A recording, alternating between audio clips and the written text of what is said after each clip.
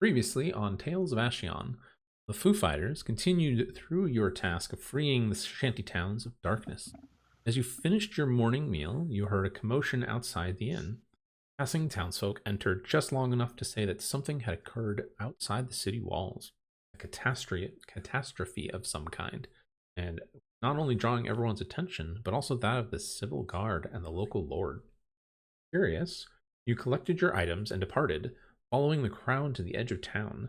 As you did so, concern began to edge its way into your mind. The townsfolk were taking was towards the final dark monster that remained, begging the question: had something happened in the night? Reaching the town gates, the cause of the commotion was quickly became obvious. There was a shanty town, or where the shanty town should be, was instead a massive wall of black fog, like smoke that refused to dissipate despite the summer morning sun. As you approached, you were greeted by several of the city guard and their captain, a man named Irvin. Realizing you were responsible for the other shadows being lifted, the captain let you pass, though with a warning: whatever was beyond the fog, terrorizing those that entered, revealing and twisting their greatest doubts and fears. Undeterred, all of you pushed your way through the mist, stepping into a nightmare of dead bodies, mangled and twisted as if playthings for whatever lurked beyond. Then, before you could assess your surroundings, Branch was overcome with dread as one of the bodies shifted its mangled form, rising just enough to taunt him, saying that he would be abandoned. An icy chill ran down your spines as for the first time you could all hear what was spoken. This monster, it seemed, wanted you to hear it and what it said. It wanted to break you all, starting with Branch. Calamities, having faced these monsters first, encouraged Branch to continue, saying you were Branch's family now, or abandon him. As you guys pushed on through the dead, past their insults and nagging doubts, you came to where the explosion of shadows had erupted. At its very center rose a spiked, tentacle humanoid creature with eyes of fire. It mocked you and quickly sought to kill you like the others. As you fought the creatures revealed in the shadows, oh my gosh, I did not write that right. As you fought, these creatures reveled in the shadows until Calamities pulled out the flare wand and turned the tide. Despite the fears and doubts, it was Branch who delivered the final blow, shattering the shadow's final visage and thus ending the threat once and for all. However, on your return, Captain Everin revealed that your actions had caused the deaths of everyone in the shantytown you just left. While he did not blame you directly, and even hailed you as heroes, cautioned that someone would need to take the blame for what had happened. Sensing you still had one more task, he gave you all one final piece of information. The gems that had been used to enter the city, they were worthless, had no purpose beyond collecting gold. You didn't know why they were done, only had scattered memories of being told to collect the gold to be. Whatever their purpose, doubts it was for good. With that, you all departed, receiving a fanfare of applause on your way back to the miner's daughter, but not before making a quick pit stop to collect more than 300 eggs. The Branch could have a proper meal when everything was truly done. That is where we're picking up. You guys have rested over the night. If you guys want to have any conversations before you rest, you're welcome to. But otherwise, we are picking up with you guys in your room, waking up. Guys, I think I had a really bad dream last night. Yeah, I dreamt that we bought 300 eggs. It seems really outlandish. Oh no, I see that's not a bad dream at all. Calamities, I don't think you understand. Just imagine how those eggs are gonna smell in like a week or two. Oh, I can't wait.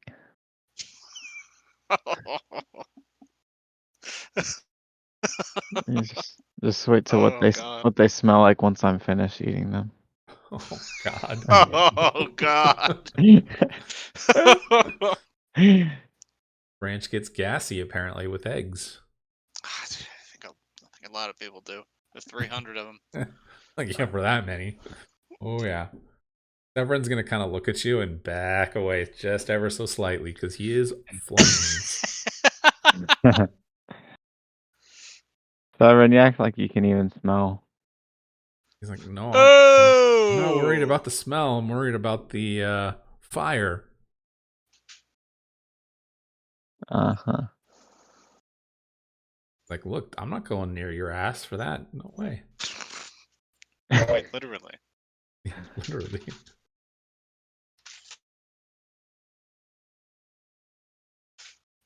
Ugh. Well, it's not up yet. I guess we'll just shove her in the bag of holding, as is tradition on a branch. Yeah, back in the bag you go, Severin. Oh, okay. I'll Yeah. leave you a little. I'll leave you a little treat, and then Oh no. after I shove him in the bag, I fart in it and close it up. Oh, God. Okay, this I gotta roll for. Let's do this. Blow up all your eggs. I'm gonna roll a D100. Give you more everybody. 81. Okay, you're lucky. Nothing blows up. Oh, All right, so you guys heading downstairs? yeah. Yeah. Okay. Down we go. So you are greeted by the familiar innkeeper's wife. She's one of them. Plays the role as the maid, or I'm sorry, the barmaid. Pull up her name real quick. Gilda is her. And she's a human female. But she kind of looks at you and goes, oh, "Good morning." Because you're not looking for eggs, are you? You know, you drive a hard bargain, but I think I have enough of my own eggs now. That's good, because I don't have any more. You've single-handedly driven up the price of eggs in town.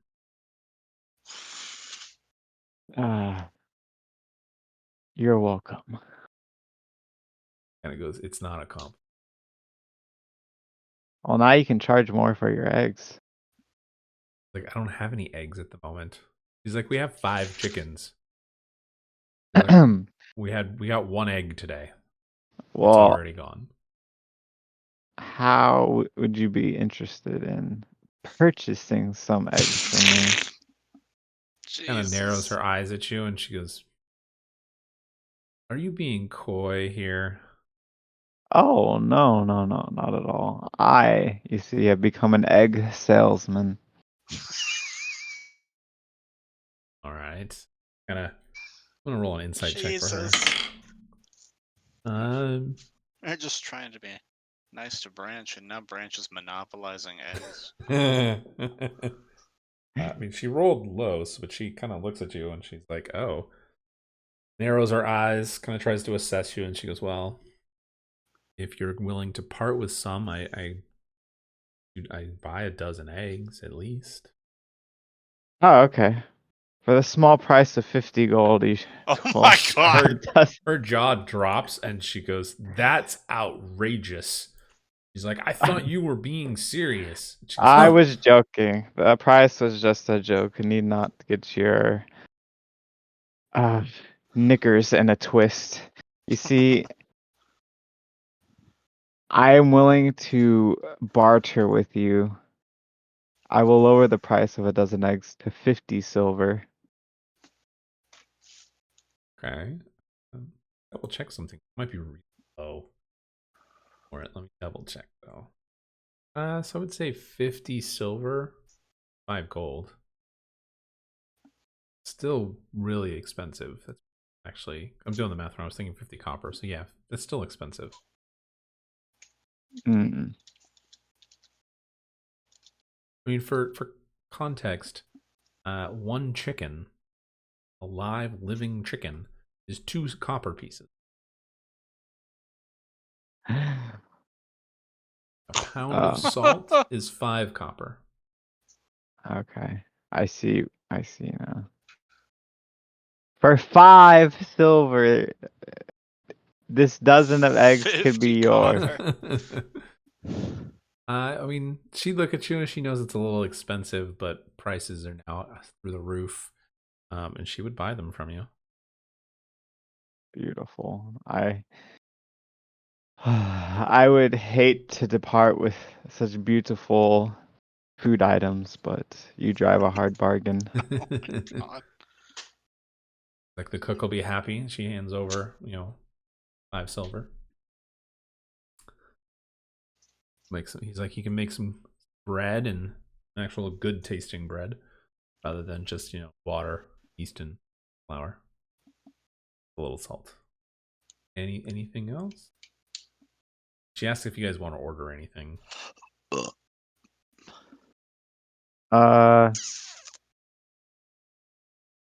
Yeah, I'll have a dozen eggs, please. Oh my god. She kind of looks at you for a moment, dead serious, and is like, "Sorry, we're out of eggs." Hell yeah.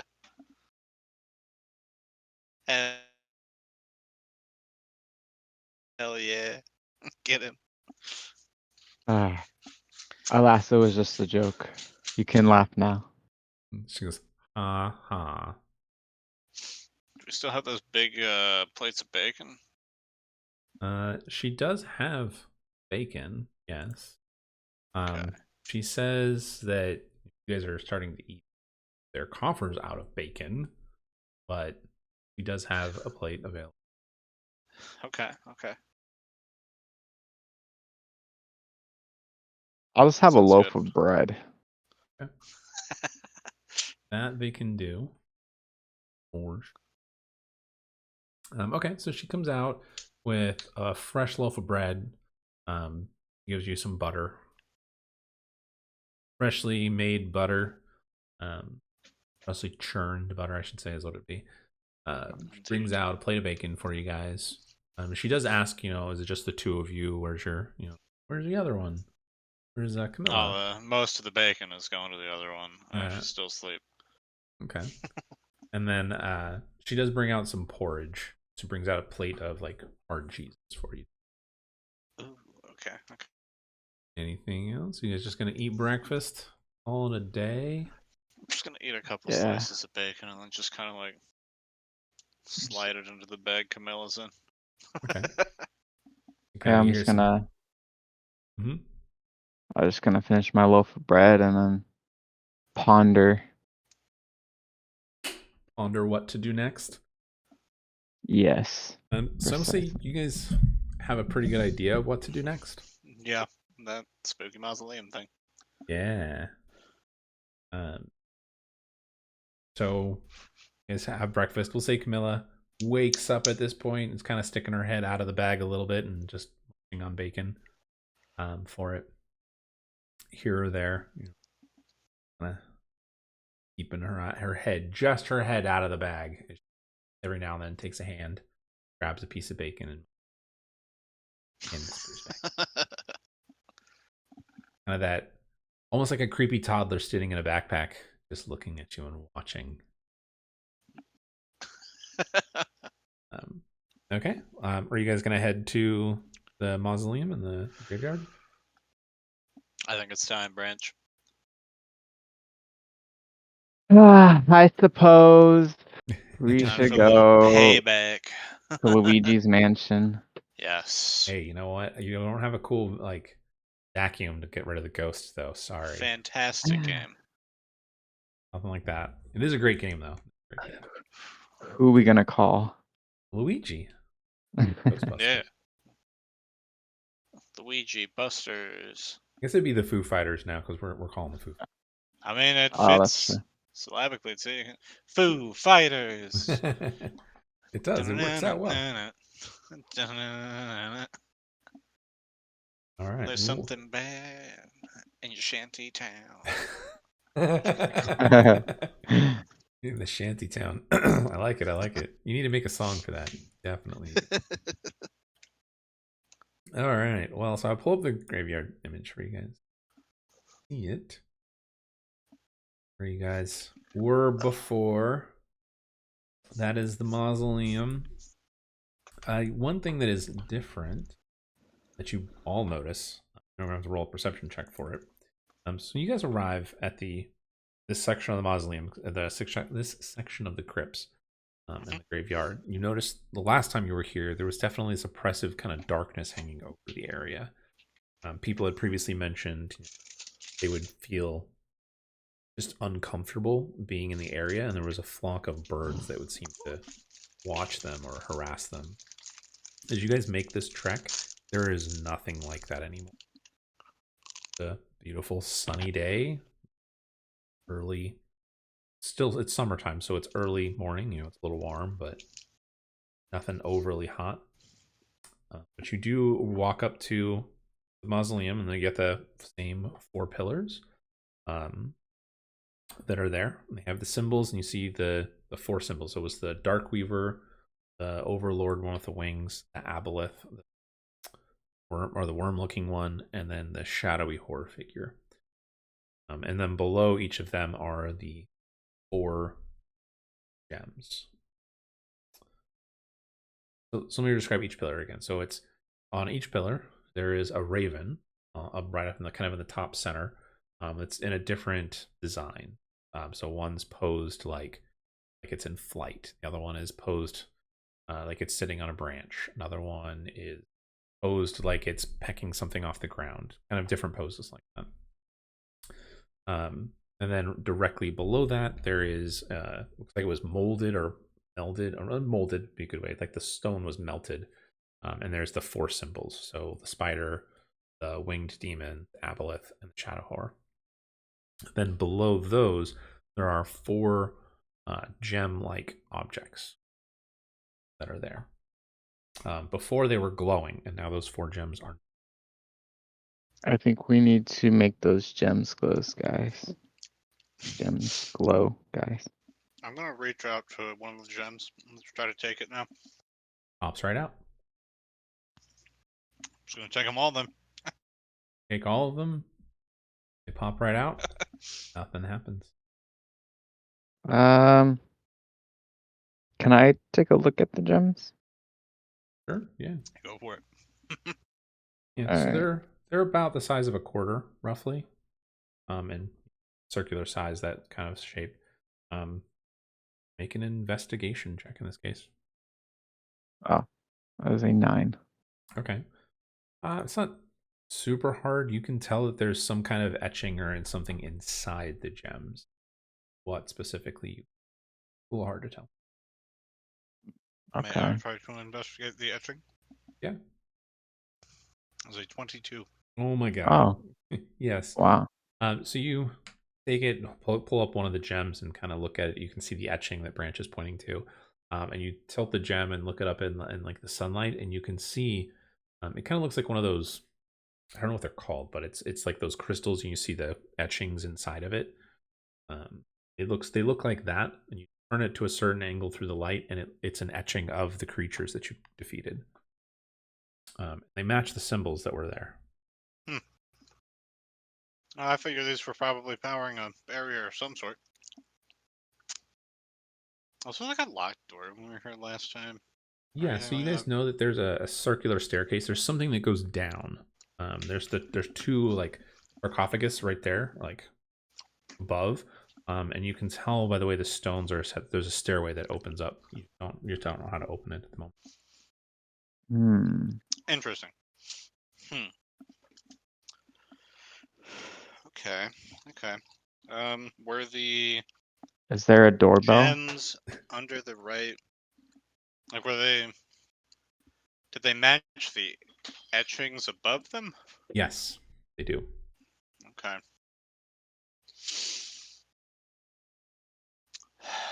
It's probably something to do with these birds. I'm gonna muse out loud at Branch. If it's not the other stuff.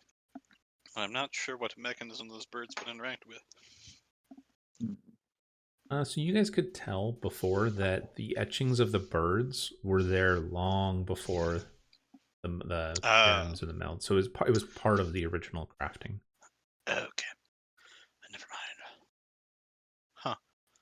Yeah. So now that what you see on the pillars, on 4 of the pillars, because there are 5 pillars. So on the 4 of them, there's the picture of the ravens.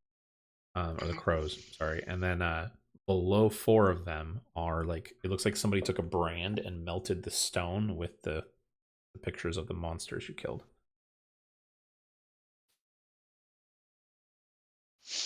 Interesting.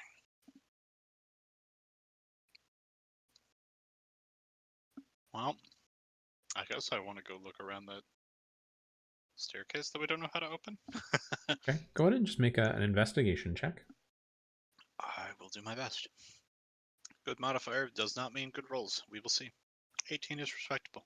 Okay. So that you can tell that it the way it's supposed to work is that the 2 sarcophagi will actually slide out, and then the top layer spins and turns into a set of stairs that goes down.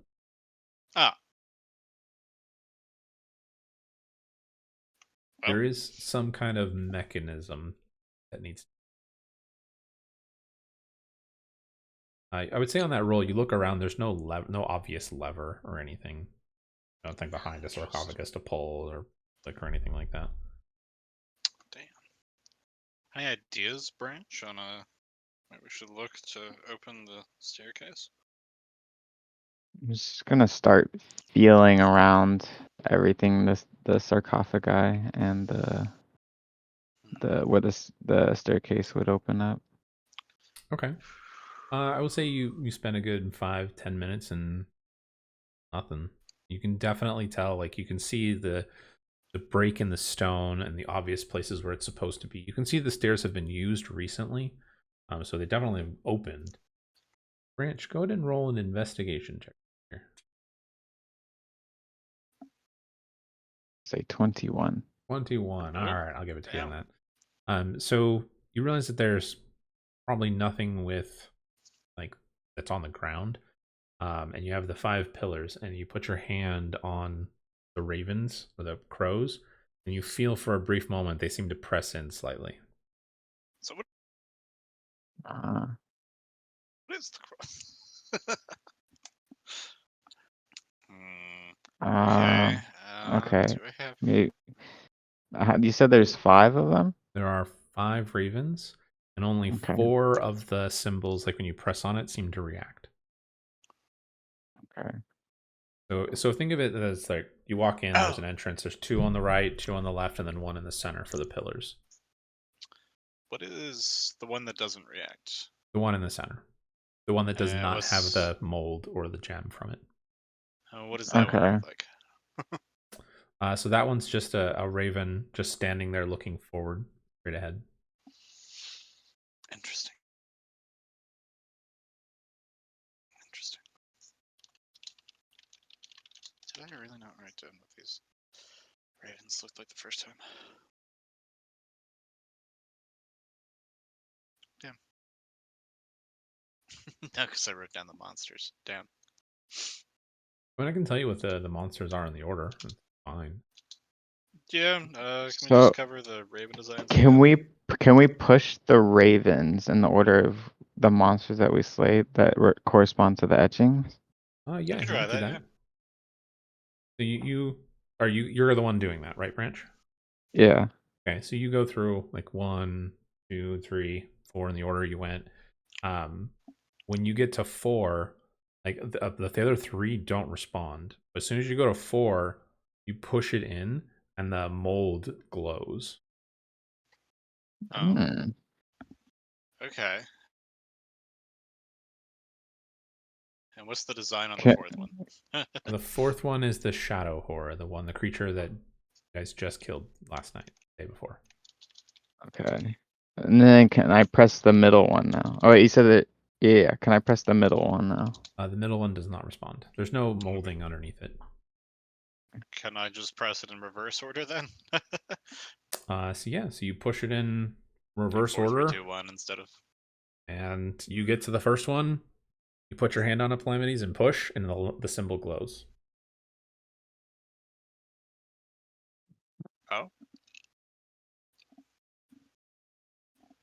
So now the first and the fourth one are glowing? Yes. Huh. I really would have thought that it would have reset us by now. Yeah. Okay. I guess just 2 followed by 3. No response. Oh. After pressing both of them, huh? Branch, I'll say you pushed the same thing. No response. Hmm. Okay. Well, now can we recover what the Raven designs are and like the monsters corresponding left to right? So I kind of made up them as I go. So the first one, going from, you're standing at the entrance to the mausoleum. So from left to right, going in a circle. So it'd be clockwise. The first one is the icon of the spider, gaping maw. And this one appears to be a raven with its wings spread out like it's flying. The next pillar is the winged demon, with its wings spread out and its head towards the sky. That one has a raven that's looks like it's pecking at something on the ground. And the middle pillar, which doesn't have a molding in it, is a raven just standing there like it's looking forward, like upwards towards the sky. The next one over, which is the second from the last, has the aboleth. It's the multi-tentacle worm that's floating in a circle. And this one has a raven that has an eye in its mouth and with its head tilted up. Then the last one, the fourth one closest to the entrance, is the some kind of hooded, cloaked figure with glowing eyes. And then this one is facing the outward, as like it's looking back the way, like back through the pillar. So it's kind of the opposite side for the other birds. Gotcha.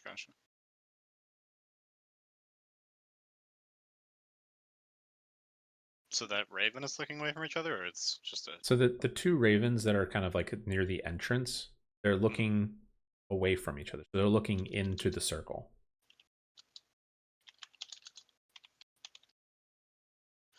Interesting. So the order we've pressed these in was... Okay. Yeah. Would have been that.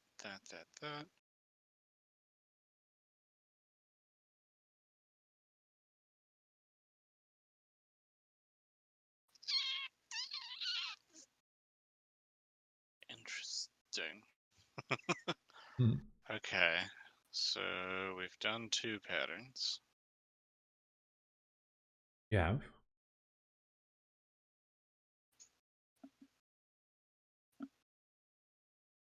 Are the glowing ones still pressable, or are they like being held So they fade in color this time. They go away. Okay.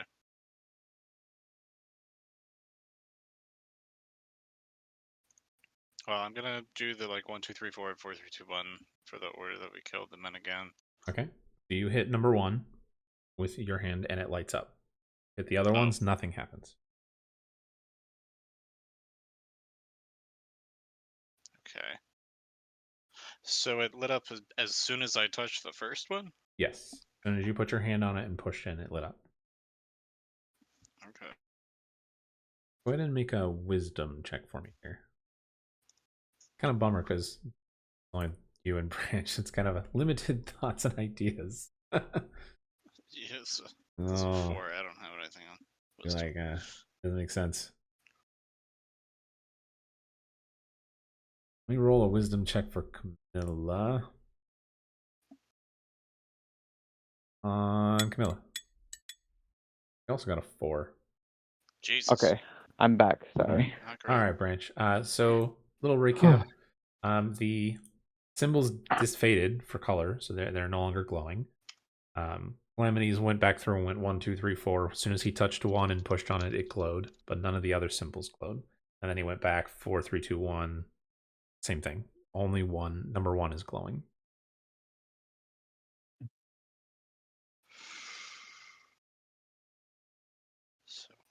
Only the raven flying or the spider is responding right And now. Branch, go ahead and roll a wisdom check for me here.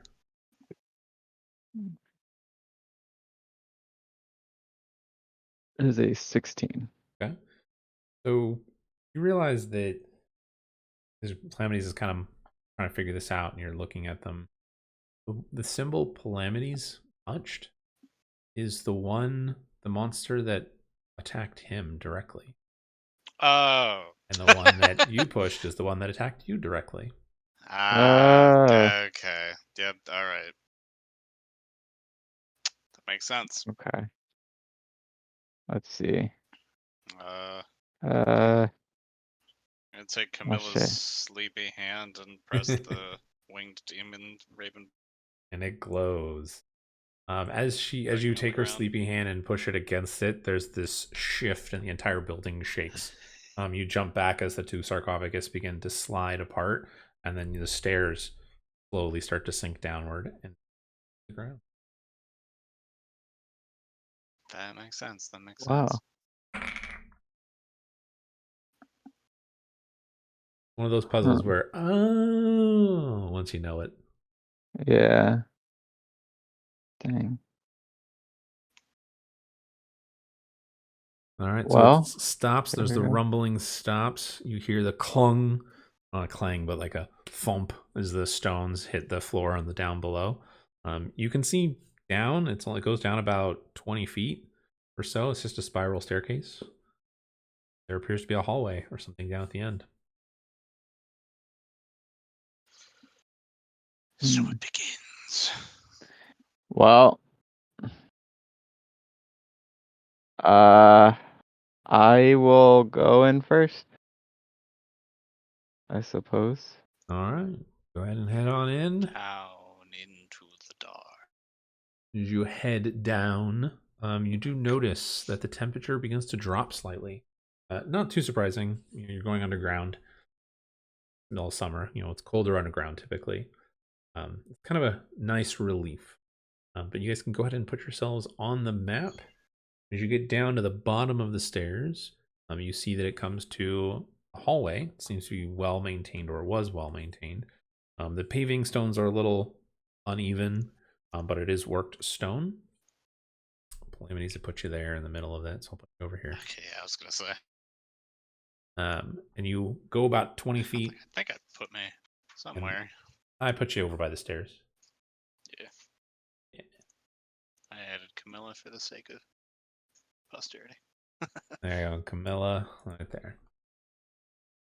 So you guys come. It goes about 20 feet, and then you see another set of stairs that go downward. As you guys walk down those stairs, you come to where you are on the map. It goes down roughly about 100 feet, pretty deep. Figure you're about 150 feet underground. Oh. Goddamn. Okay. Spooky shit down here, Branch. Yeah, I'm regretting going first. It's I think I did someone open my bag of holding? I'm smelling something a little funky.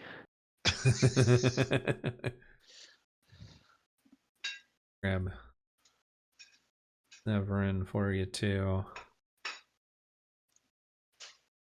You little tiny guy.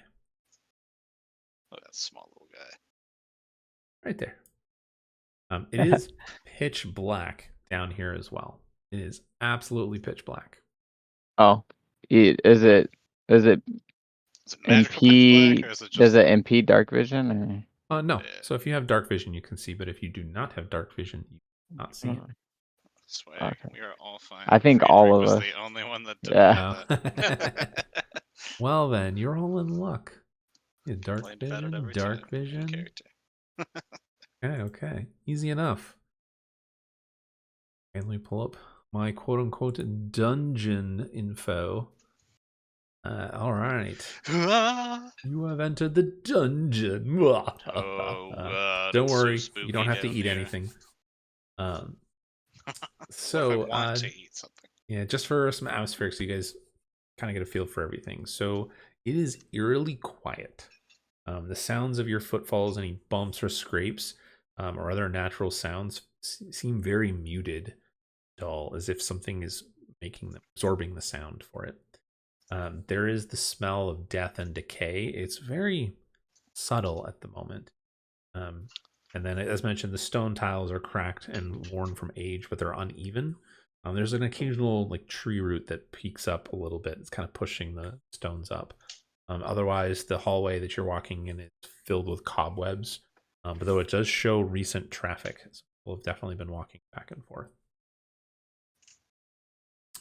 But as you I have it on good authority that Camilla will be joining us momentarily after Ooh. computer boots up. then we will wait momentarily for her to come in so she can Well, Camilla can join. Camilla pops out a bag, bacon in hand. Hey, what's up? I'm alive. I got my bacon, Phil. Yeah. Bacon, bacon, bacon. Bacon. This is where we would play our elevator music, or actually be Sniffy. The You're cave playing, music. yeah, you're playing the Ghostbusters theme. Perfect time. Or some Luigi's Mansion. I mean, you could do the Luigi's Mansion theme too, and it's totally fun. It's been so long since I listened to anything from. That's the dun dun dun dun dun dun dun dun dun, right? Yeah. That's how to just loop Luigi's Mansion. Go Luigi's Mansion. While we're waiting, Nifty, do you have a pet now? Do you have Pepper, or is Pepper with your sister? Pepper is still at the house. Oh, that's no bueno. Yeah, they visit Pepper somewhat frequently. Well, that's good. Why didn't one of you guys take Pepper?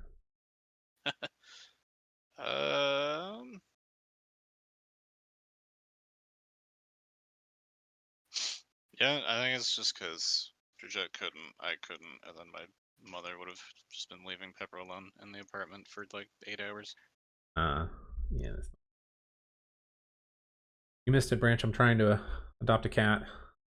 Oh, really? I'm trying. Eh, I keep trying, and every time I'm like, oh, I want to meet this cat, or I want to go like adopt them. People are like, Mhm. oh yeah, somebody else is gonna look at them. You know, you should meet them. Sure. I email the person, and then they go, oh, they've been adopted. Oh, Why are you guys doing this? It's been like 2 are you weeks. looking at humane societies or like Craigslist or? No, I've still been in animal shelters. Okay. hell yeah. Yeah.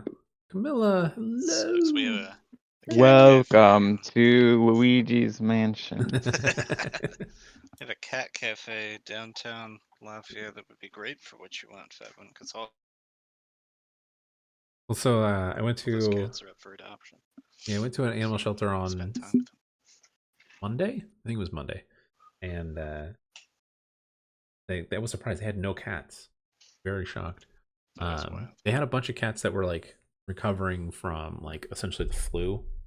They were like, yeah, these cats aren't available, but you can see them. And I'm like, but can I meet them other than through the glass? And they were like, no. I'm like, okay, doesn't really help. Yeah, see, that's why the cat cafe. Well, I'm gonna go on over the weekend. If you want, spend time with cats. They're See all what I shelter find. cats, being re-socialized. Mila, can you hear us? Yes, I can. Yay! I just want to make sure you can hear us and we can. Woo. Woohoo! Okay, well, you got a plate of bacon this morning. You Heck got yeah. that. Branch sold a dozen eggs. Mhm. Yeah. Tried to barter for a dozen eggs for 50 gold. The lady was like, "You're insane." Ended up selling them for 5 silver. Still expensive. Still good price. 5 silver pieces. 5.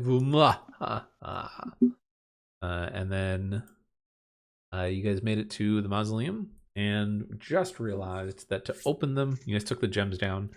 You guys had to put your hand on the symbol, the ravens, and by doing that, pushed your hand on the raven above the symbol that, or the monster that had attacked you directly. They glue and they glowed, and you guys made your way down. So now we're into the dungeon right off the bat. Huzzah. You should be on the map as well. Yes. You've got the map pulled up. Everything's good to go. We'll continue. Yep. Perfect. Okay. So it is, just as a reminder, Camilla, you missed my explanation. So it's pitch black down here. You guys have dark vision, so you guys can see. At least within 60-ish feet. The hallway is dusty and filled with cobwebs, but there is sign of recent traffic. It does look like people have been walking back and forth. The floor tiles are cracked and worn from age. Occasionally you'll see a root that's starting to push up the tiles, but otherwise the floor is worked stone. There's a smell of death and decay. It's very subtle at the moment, but it does fill the air. And then it is eerily quiet. You guys walk, your footsteps hit the ground, and that's muted and dulled, like something's absorbing the sound for you there. All right, so you guys walk around the corner and come to a set of double bronze doors that are sealed at the moment. Sealed. Sealed. It sounds like it's some sort of time. I guess I'm just Can we see any locks? gonna push There's on. no locks. There's no iconography. There's nothing on it. It's just smoothed. Two smooth bronze doors. There doesn't even seem to be a handle. You can see the line down the center where it opens. So they don't push. Well, you mean you want to walk up and push them? Yeah, I want to walk up and push them. You push open the door.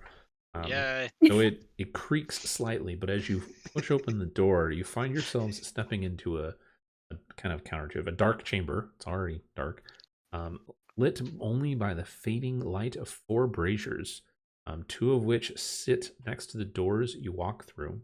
The other 2 are specks of flickering, dying lights across the mighty hall. Throughout the chamber, there are 6 stone pillars, shaped like petrified oak trees. The branches and the roots appear to pierce the stones above and below. I will get rid of the fog of war for that part. Okay. Door Makes here, sense. trying to not really much. Yeah, it's all good. I can see the door. See the pillars, I can see the door. There you go. Yeah, I'll get rid of it.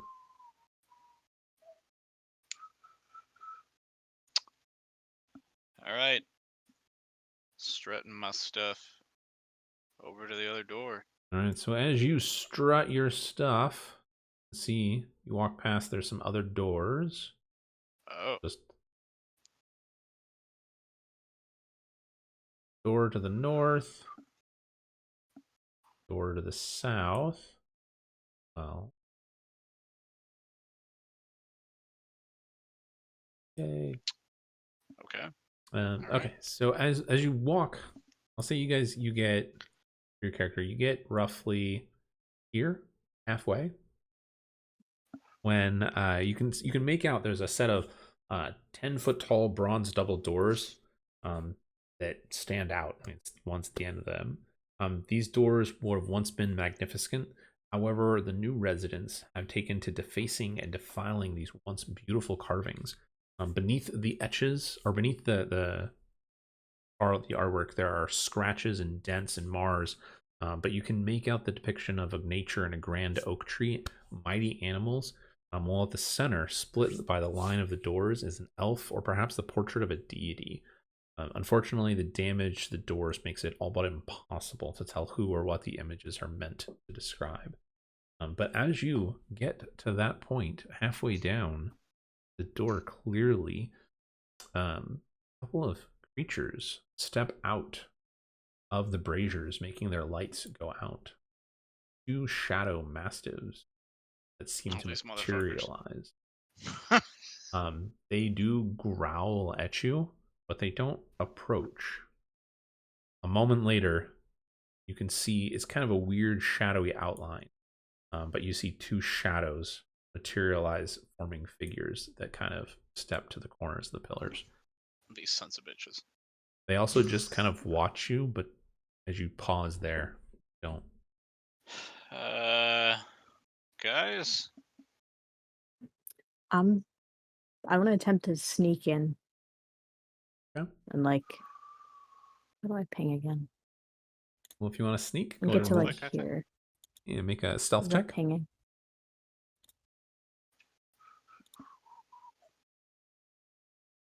$23. Okay.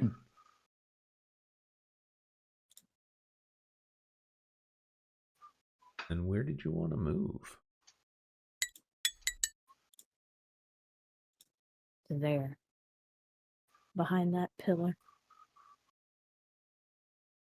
I'm sorry, I didn't see where the ping was.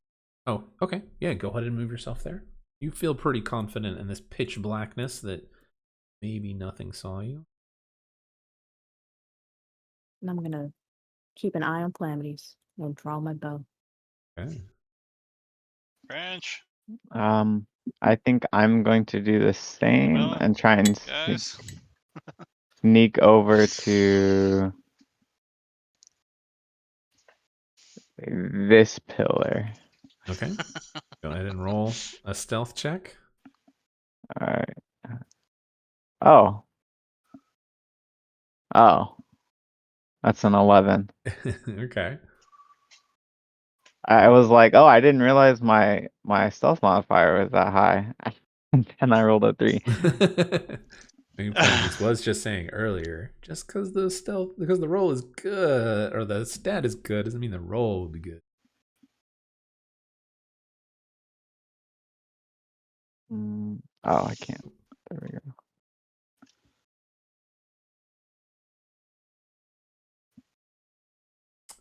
Calamities, go ahead and make a perception check for me. I can try that, yeah. Ah! Well, that was almost a nat 20, but it wasn't. Oh, And do you know those numbers surrounding a nat 20 are not good? they are not. That's the whole point. All right. Well, Branch, you feel like you're like, okay, I can be stealthy, but you stumble kind of like last moment getting to there, and you're not sure if anybody saw or heard you. Camilla, you kind of just look at him from across the way and shake your head. And so, what do you guys want to do? The other enemies haven't moved or done anything, and are staring there, watching you. Me standing here, I'm just gonna be like, where did everybody go? Severin? He's behind you, going, "I'm here." He's Are the you only there? light in the room. Oh, okay. That's good. Maybe we should check out these other doors first, guys. So Severin's glowing in 15 feet, so that's dim light. 15 feet. Wherever you guys are, north or south.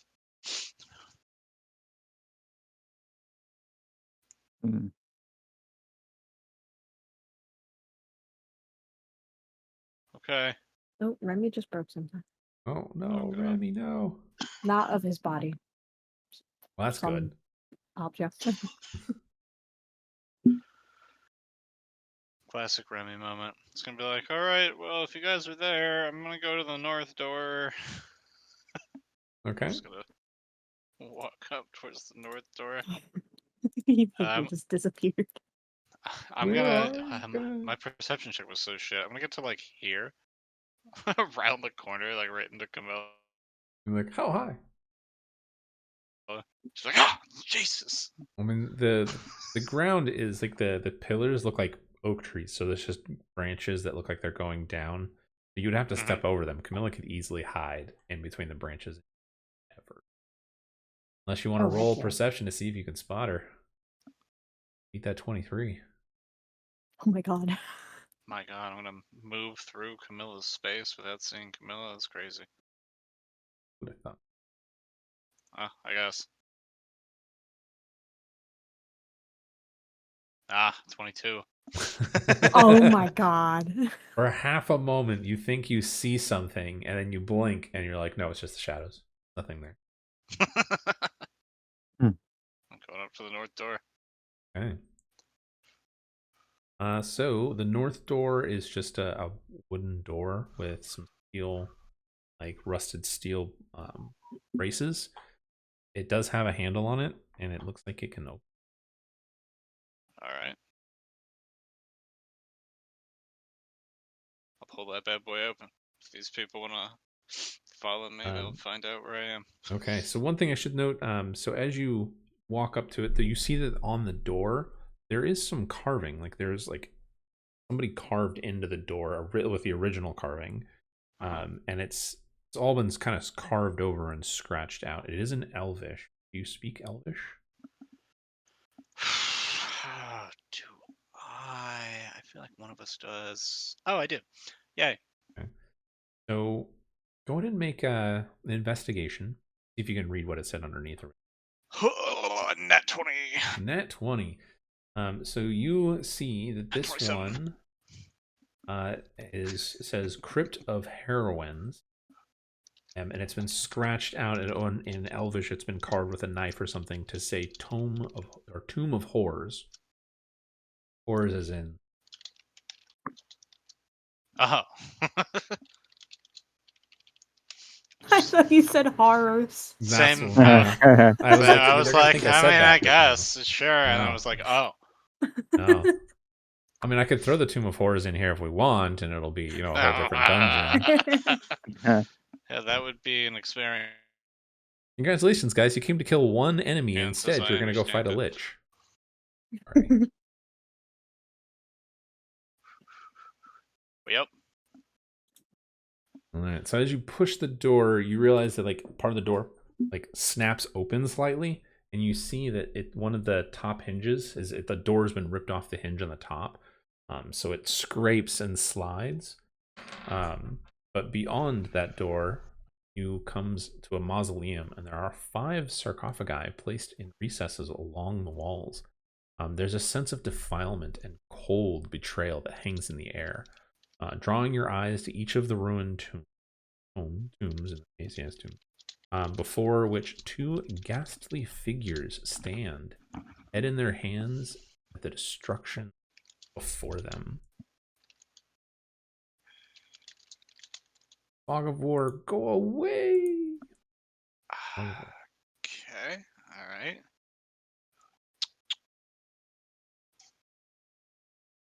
They haven't turned and looked at you, by the way. Like, you scraped open the door and can walk in, but you're like, hey.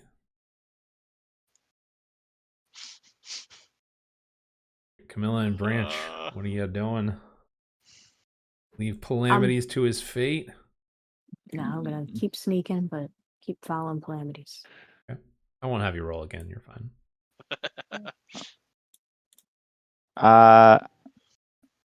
I'm scared to cross the pillars, but I will follow suit. Okay. I will try and sneak over.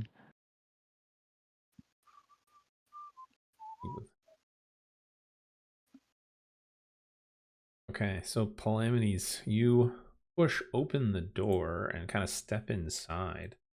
The moment you stand, you push open the door and like move in. The 2 whites, that's what they are, but standing before their sarcophagi, they look at you and they have these like ghostly tears. They look distraught that such defilement would have occurred.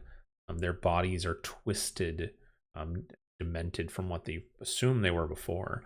But they just kind of look at you for the moment. You can see that one sarcophagi has a shield on it. That's it real quick. I'll put you about here so you can see all the sarcophagus. But Okay. ping. This one here. That pinged. Did it ping? Huh. I didn't see a ping. There we go. Ah, there we go. So you can see that one appears to have a crest on it. So all the sarcophaguses are damaged. They look like somebody broke them, ripped them apart, and they're just kind of crumbling. there are skeletons in them, except for the two the whites are standing in front of. But you can see for that one, there's a shield that's been kind of carved at the base of it. It's the only part that doesn't seem to be damaged. There is a handprint made of blood top of the shield.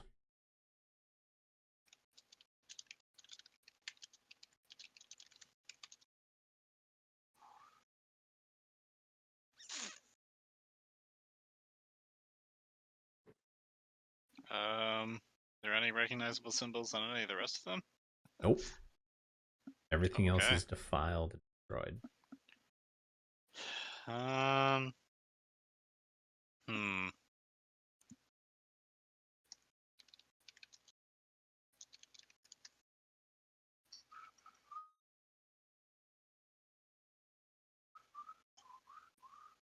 Interesting. Well, I'm not really sure what to do with this, and these whites are kind of spooky, so. Mhm. I want to try and sneak over to there. Okay, go ahead and roll another stealth check for me. Oh my god. 8. Okay. If it makes you feel any better, nothing reacts. Oh, thank god.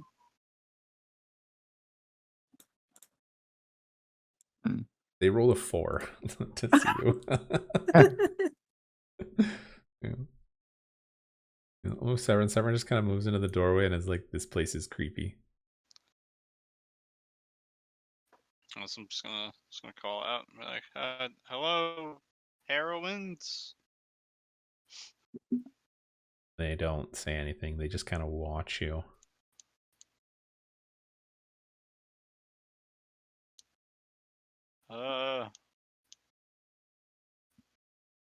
This is weird.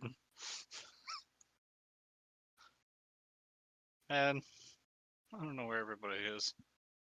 All right. You guys have a nice day. I'm just gonna leave the room. Okay.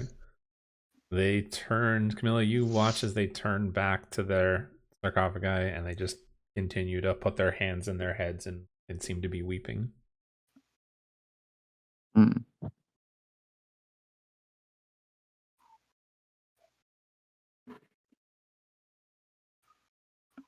I'm also going to leave.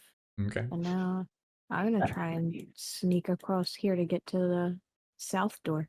Okay. Go ahead and roll another stealth.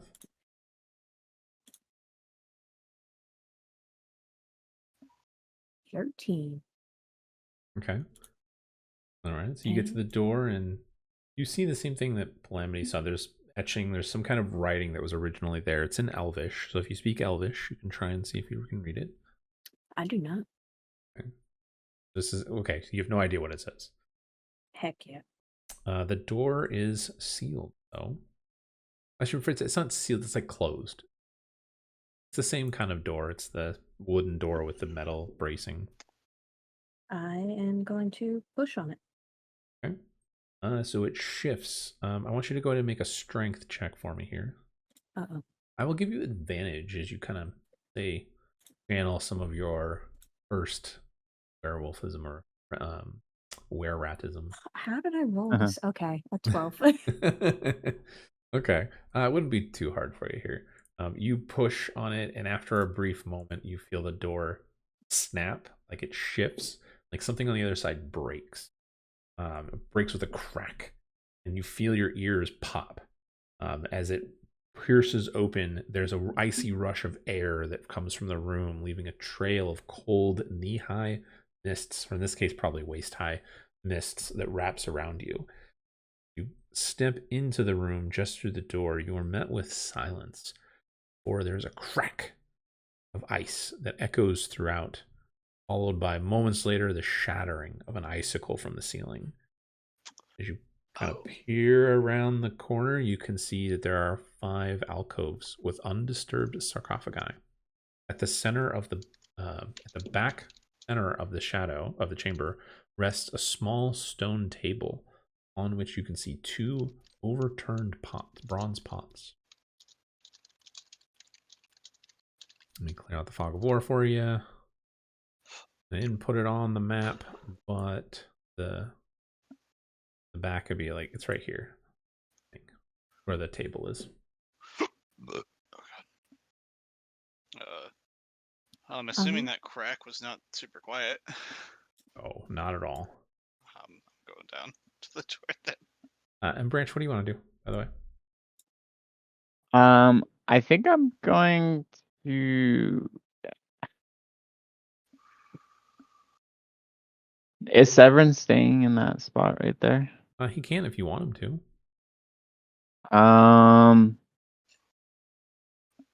I kinda would like. I would like to follow Calamities and Camilla and stand over here, but I would like Severin to stay like in this general area. Sure. Actually, like right around here. Okay, that's where he is then. You guys can move Severin around. It's not just me moving him. You guys can move him around. I'm just moving our circle of light. Very good. Well, I would like to try to read the stuff on this door. Okay, go ahead and make a investigation check for it. Wow. 9. So you can make out some of the words. You can make out crypt of, and then you can't really make out the rest. But underneath it, it says tomb of Fuu, and you're like, I think that's supposed to say fools. But the writing is just really bad. Like the knife or whatever was being used broke, and so they kind of kept trying to write it and did a poor job. Gotcha. Okay. I want to head in further and check out the pots on the table. Okay. So it is icy cold. Like it's not detrimental. You're not going to have to like make any checks or anything, but it is cold enough to make you shiver. And you do look up, and there are icicles hanging off the ceiling. The ceiling is about 30 feet up, just for perspective, so you guys can see that there are icicles that are at least 3 or 4 feet long hanging from the ceiling.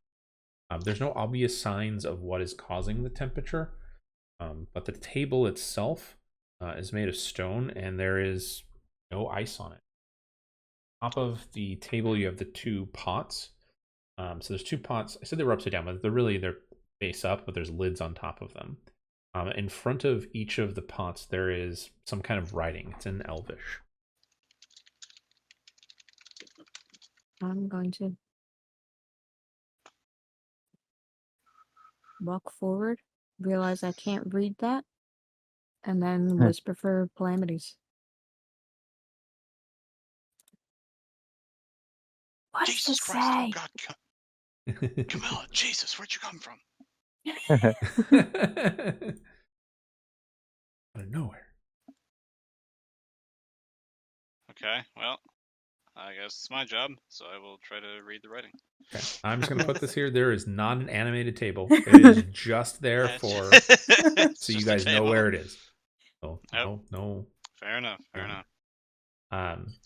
Okay, so you walk up and you can see that it's a stone table, so there were words carved into it in Elvish. It looks like it was originally marked there. Several of the words, again, have been etched over and carved on top of them. Go ahead and make, I would say, a investigation check. 20. Okay. So you kind of are able to make out enough to understand what it said originally. So originally, the writing said, "Honor the past, prove thyself both selfless and wise." So honor the are scratched out, and both selfless and wise are scratched out. So both the words, both selfless, those 2 words are scratched out, and wise is scratched out. In replace of that, it says, "Fuck the past, prove thyself stupid and a fool, or die proving otherwise." And then in front of each of the pots, there is words that are written there too. Pot number 1, the one on your left, has some words scratched out, and it originally said, "There is only one truth." and there is scratched out, and it says only one truth, and then after it says gold rules all. And then the second pot, there's nothing's been messed with it or ruined on it. It just says the gold is in this pot.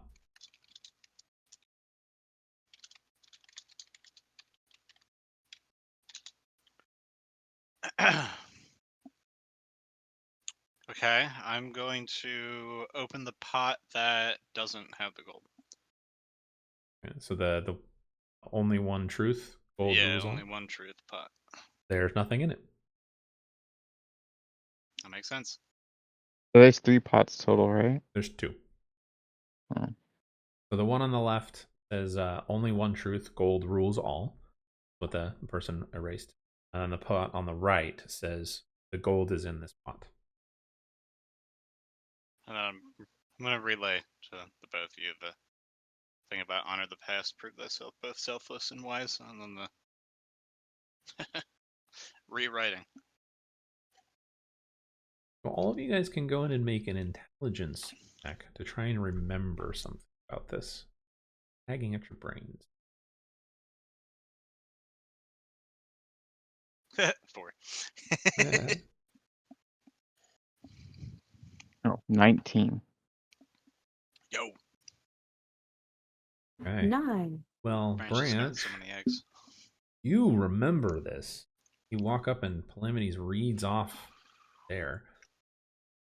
You remember that when you guys were traveling with those merchants, on one of the nights, one of the merchants told a tale, told like a story. Oh my god.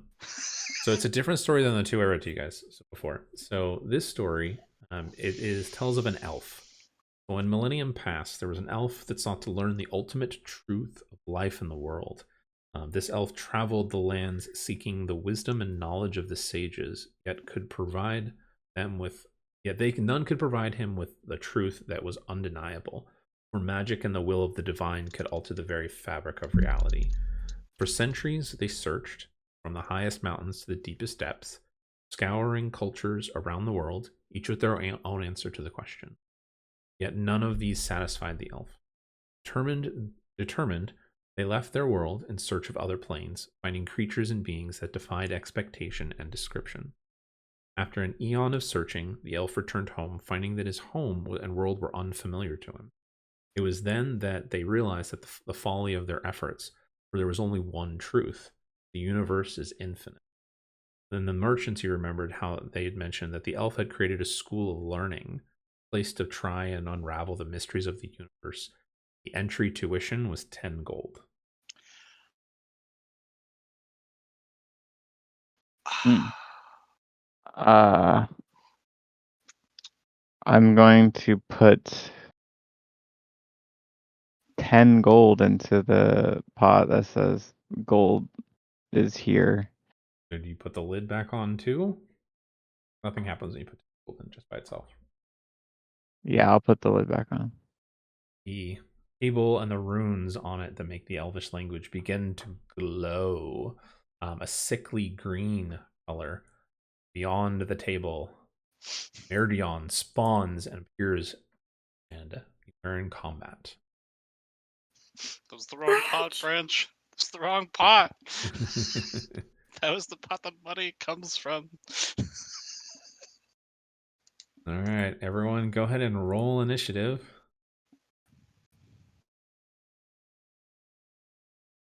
Why did we pay money to fight this guy? The money was supposed to go to the other pot, Camilla. He's got some good Oh. loot, guys. It's okay. Don't worry. Can we take it back out? When you After have we your fight turn, this you guy. can see what happens. But no. Oh, that's fair.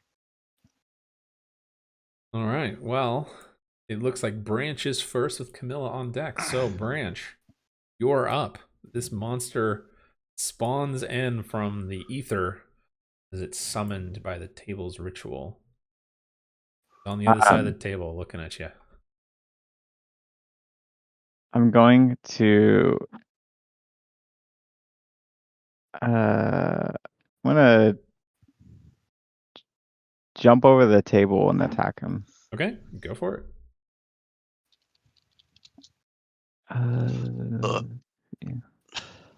Oh, that's a nat 20. Oh, yeah, you definitely hit. Alright. Bow. Crit. Okay. There's that. And then And I'm then, gonna dang it, I should have used my bonus action for that. But I'm gonna use it now. And I'm gonna cast Planar Warrior okay. on him. And then I'm going to attack again with my second attack. Okay. And which sword are you using? Or short sword? The first attack was a silvered sword. Okay. And this time I'm gonna use my dagger. Okay. Go for it. That is another nat. Holy crap. Oh my Jesus. god. Wow, okay. Where's the Double nat nat 20 I'm 20s. picking the pot? Did Branch know this guy was here? What's happening? And then where's the 2d8 real quick. And correct me if I'm wrong. Planar Warrior makes your weapons do force damage, correct? Correct. Okay. And that's 11. So It's Where- 34 damage total. Oh my Yeah. god. Yeah. So as you jump across the table, like you put the gold in, this creature spawns in, you draw your weapons and jump across the table. You actually knock your feet knock into the pots, and they both tip over, and the lid falls off of one of them, the one that you put the gold in, and there's no gold in it, and it's gone. Oh, But shit. you jump over, and he just kind of like he's got an axe in his hand, and he just kind of looks up at you with his mask. You just stab, stab, stab. You notice that your silvered weapon hits him and doesn't seem to be resisted. He stumbles backwards, bloodied. He looks ready to keel over dead. Oh shit. Noah, it's your turn unless Branch has something else. No, that's all. Nice. 2 nat 20s in a row. Holy shit. That's crazy. That's awesome. I'm gonna use my rapier. Okay. Oh my god. Okay, that's a 10 to hit. Unfortunately, a 10 does not. I guess he looks back against the wall. I'd say try to flank him, but I wanna go to the pot that fell over and stick my hand in it. Okay. It's just a pot. There's nothing in it. Dang it. No! We lost the shinies. No, I get your head in the game. I will. No, there's nothing in that pot. No. But that is my turn. Okay. Well, it brings it to the monster's turn. He kind of recollects himself, and he is going to try and step backwards a little bit so he can use his halberd. Branch, I will give you an attack of opportunity on him, Hell yeah. but then he's going to attack you. Okay, that's fine. The 16. 16 hits. That's 10 damage. Okay. He is nearly dead. He is bloodied and stumbles back against the wall. It seems to be that he is taking every ounce of strength that is left in his body to attack you, Branch. He does his first attack. He got a 15 to hit you. No. Second attack, 15 again. And his last attack, he got a 13 for sure. Dang. It went from a 17 to hit to 7. Oh, damn. All right. Well, he completely misses everything. He is blood loss on the ground. Just as you've seen before, it's like a greenish blood. It is not natural. Calamities, you are up. I'm going to use my entire turn here to interact with these pots. Okay. So the one got knocked over, right? Yep. All right. I'm gonna. And the one that got knocked over was the one that said like the gold is here or whatever. Correct. Okay. I'm just gonna set that one back up, lit it, put 10 gold into the one that says there is one truth and lit it. Okay, so before you put the lid in on lid, you notice that inside there's an engraving on the inside of it, and it looks like one of the symbols that was in the gems. I'll make it easy. It's the Dark Weaver. It's the Lovely. spider one. What it looks like. Son of a bitch.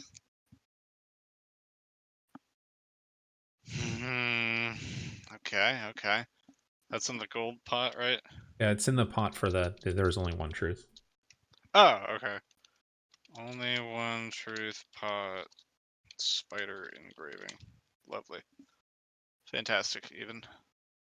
So you put the 10 gold in. Are you doing anything else, or are you just putting the lid on?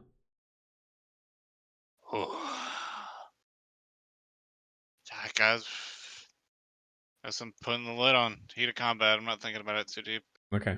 As you put that on, another one of these Medrions spawns in. You lift the hand real quick, and the gold is still in the pot. Something else is missing. Okay. What is happening? Okay. Gold is still in the pot. Spawns right next to you, Branch. And he's just like, well, huh? And then Hey. You guys, you think you'd learn from my mistakes, right? All right, and then it's Severin's turn, so I'm just gonna have Severin fly, like here. Be like, That's "Is everything fair. okay, guys?" And that's it. No. He didn't know. He wasn't. That's fair. He was set way All right, and then Branch, it's your turn again. back. I don't know. Very good. All right. I'm going to attack Mr. Almost Dead. Okay. My sword. Oh, that was a 12 to hit. 12 does not hit, unfortunately. Dang. All right. Then I'm going to try and attack him again. Okay. Moving here. There you go. That's a 21 to hit. 21 hits. It doesn't matter what you do, you kill him. He had 1 hit point left. Hard. Okay, cool. I'm gonna whisper to him in his ear, and then I'm gonna say, "Smell these farts." I'm gonna chop his head off, and then fart on his decapitated head. Okay. As his body falls, you turn to look at the other Mergion, and you fart on this one's head, or his decapitated body. As his body hits the ground and you fart on it, it melts into the stone and disappears. Oh my god! I'm terrified. All right, well, Camilla, it's your turn. You see this happen, going, "What the fuck is Branch doing?" Just Branch thing. Just Branch being Branch. Fair.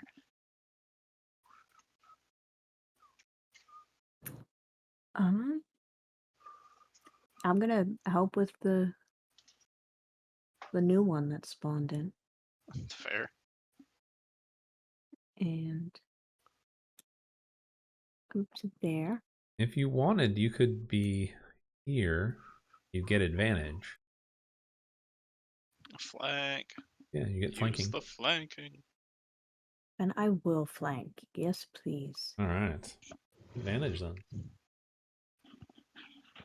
Yay, not 20. Oh, damn. Ooh, he's fucked. Okay, Godspeed. And then do I get... Yes, you get double sneak attack and double everything with damage. dice. Oh my Oh, god, snap. guys. Quit rolling nat 20s. That is 12 plus Also, since we're level 7 now, sneak attack is 4d6. 4d6, so you're rolling 8 of those bad boys. 8. Or not level 12, we're level 7. Yeah, every odd level we get another sneak attack God. die. Ooh. So, you're rolling 8. 29 damage. Okay. Plus 12, that's 41. That's not bad. Yeah! I'm gonna stab him Go for in it. the spine. You stab like, where you Branch, think fart on him. Yeah, you. Jesus. Farts. That's what's doing it. Yeah, if you have another attack, go for it. Roll. I do not. That is. Yeah, that'll be my turn. Okay. Well then. It's his turn. He looks bloodied and going, "What the fuck?" He doesn't know what just little thing stabbed him in the back. But he's gonna make one attack on Branch. He missed. He got a 12. Make 2 attacks on you, Camilla. God, he got even lower. A 10. Oh, Okay, there you finally got an 18. Dang, that does hit. Okay. You're gonna take 9 points of slashing damage. Don't forget I'm you going can have. to uncanny dodge. there you go. Yeah. Alright, and then it's Calamity's turn. Okay, yeah, I'm just gonna shoot him.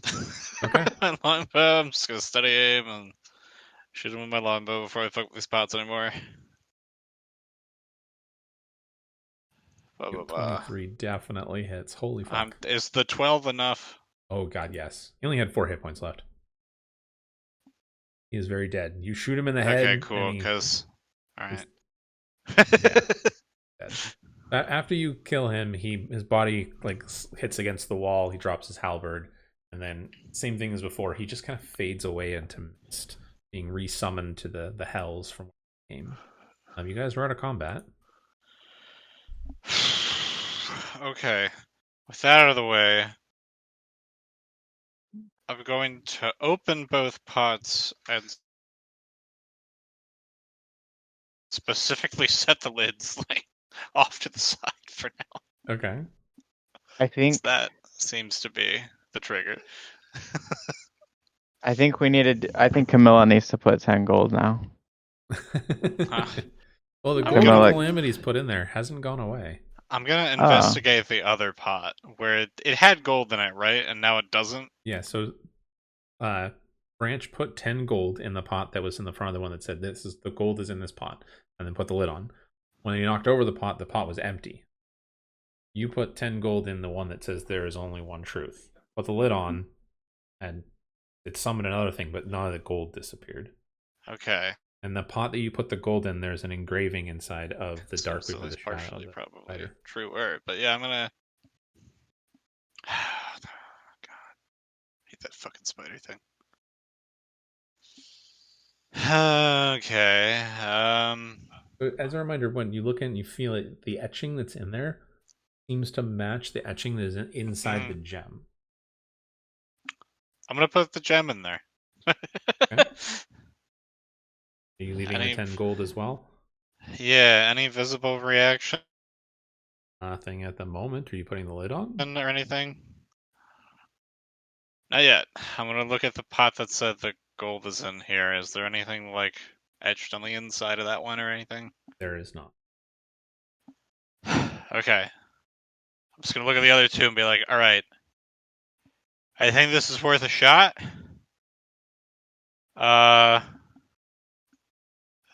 I guess just be ready. Everybody in battle stations in case another one shows up.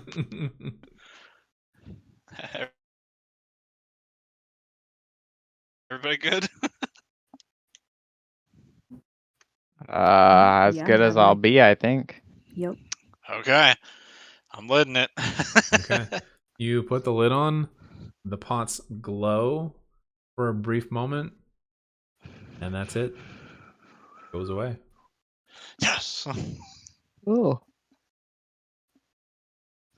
You do Okay. notice that the temperature in the room starts to get a little bit warmer. It's noticeable. It's like a couple degrees, but it's still icy cold in here. Okay. Interesting. So we did that. Huh. I'm not sure what we accomplished here, guys, but we did solve the pots, I guess.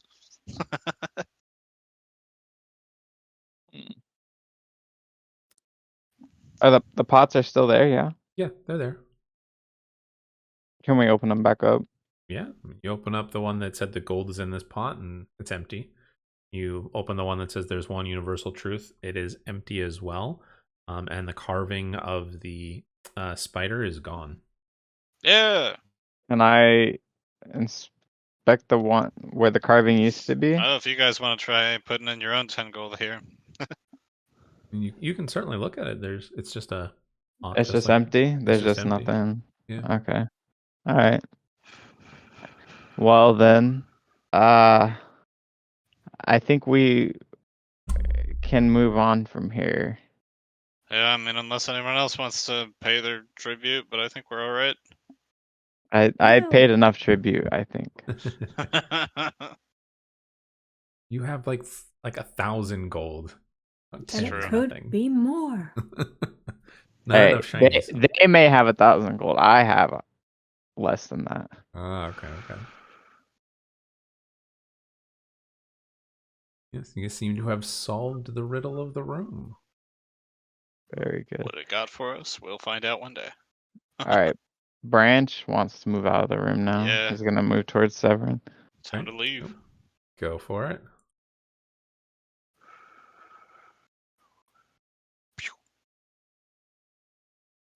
I guess. Anything different out here? Nope, nothing has changed. Okay. I'm gonna make my way back towards the other room. Yep. Same thought process. Okay. So you guys again enter the room, and the whites look up at you, but they don't attack or do any kind of movement where you guys are standing. I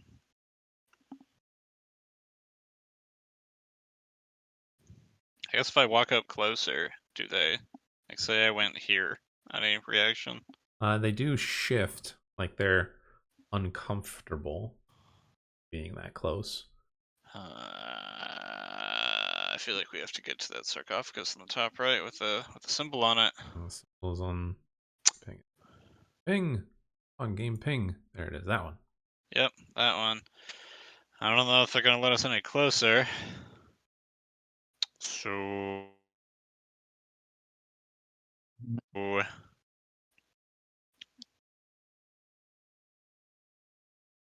we might have to. You know, Seven's pretty close to their kind. Maybe they won't mind him as much. I mean, you can find out. You want to tell Severin to go in there? Yep. Hey, Severin, we got a job for you. Okay, what? We just need you to carefully float over to that there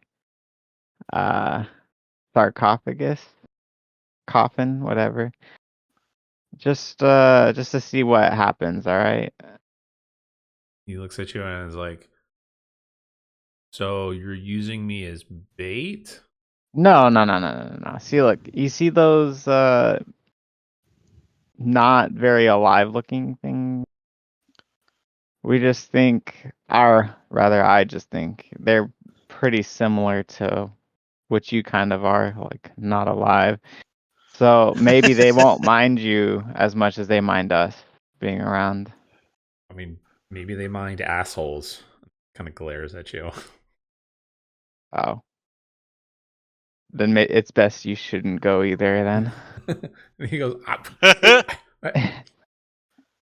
fine. And then he kind of floats over for a moment. Then he goes, he's like, hi, ladies. Oh no. How are you? Kind of We're all moment. gonna die. Severed, I said float, not talk to them. Not flirt with them. He kind of looks over and he goes, "What? I'm nervous." And then he kind of just starts floating. He gets to here, and then they lash out. They say something, and he kind of goes, "Excuse me," and then we're in combat. Okay. Say their hair looks pretty. Let me pull up the one. Hey, I can't roll shit for initiative. I'm so sad. All right, so Plumage, you got a 7. I saw. All right, everyone, go ahead and roll. Fucking 22 to 22. 24 from the others. Jesus. Jesus Christ.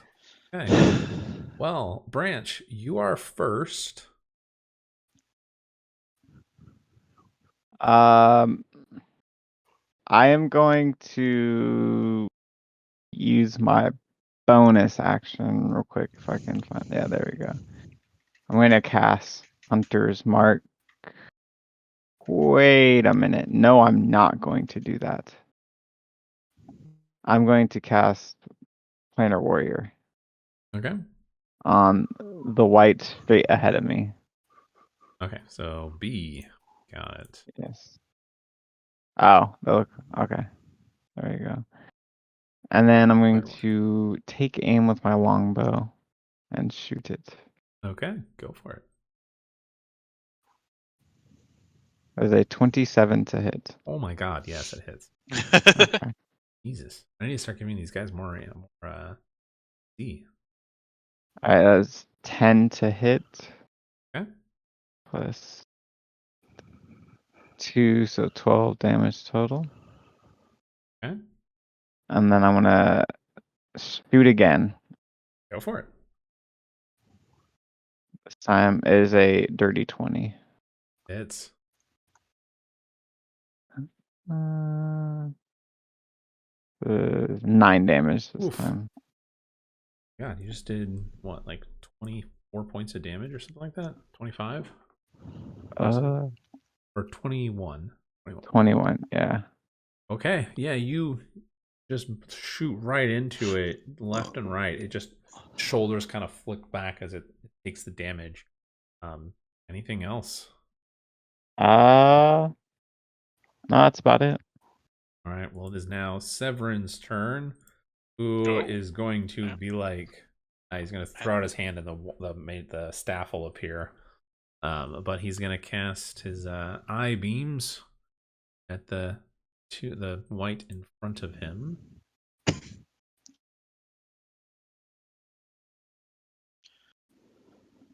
first one is 20, not natural. And the second one is a 13. So the first one hits. 10 points.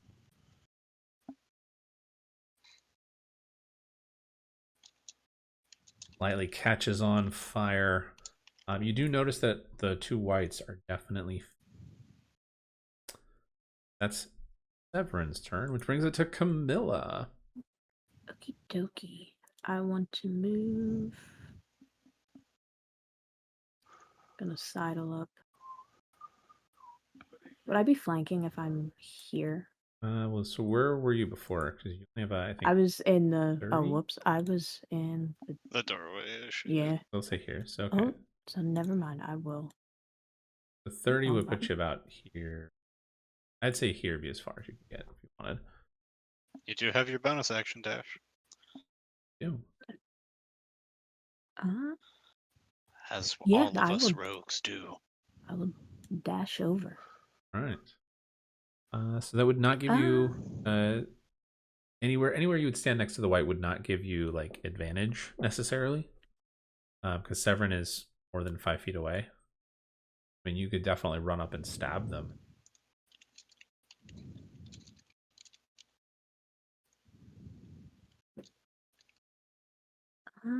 Yeah, I'm gonna run up and stab her. Okay. Then swing.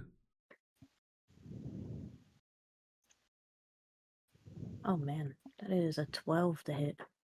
Fortunately, a 12 Ooh. does not hit. These rolls to hit are Hmm. not doing great. Rough. That is my turn. Okay. Yep.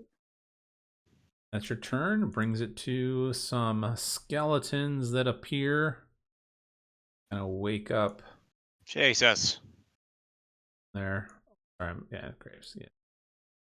Yeah. They rise from the grave, and they get to move. As far as this can move. Fuck that guy. There. So the one's gonna make an attack on you, Calamities. You can try. Got a 16 to hit. Nope. The other one's going to try and attack Severin. Got a 17 to hit him, which is enough to hit him. So he takes 5 points of damage. No, Severin. Or 50. Ah! All right. And then it's the 2 evil whites. They get to go because they.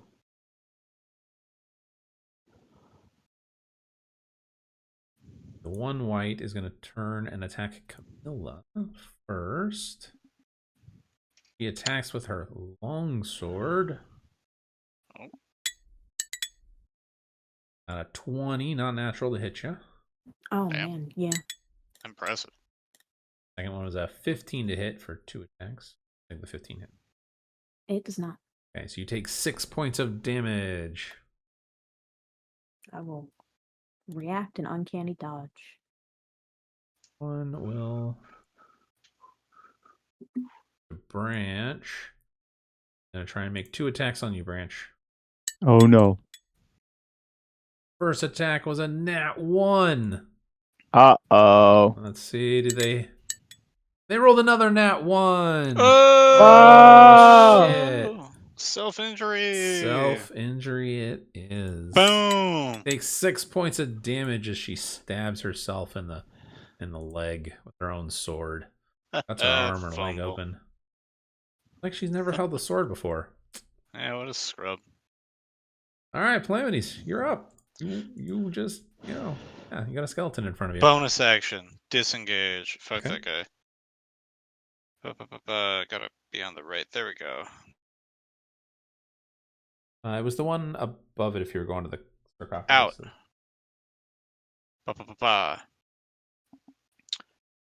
Out. Let's see here. These seem pretty clearly undead to me, but does the rapier of Necrocide say so? They are definitely undead. Oh, It is Oh. time.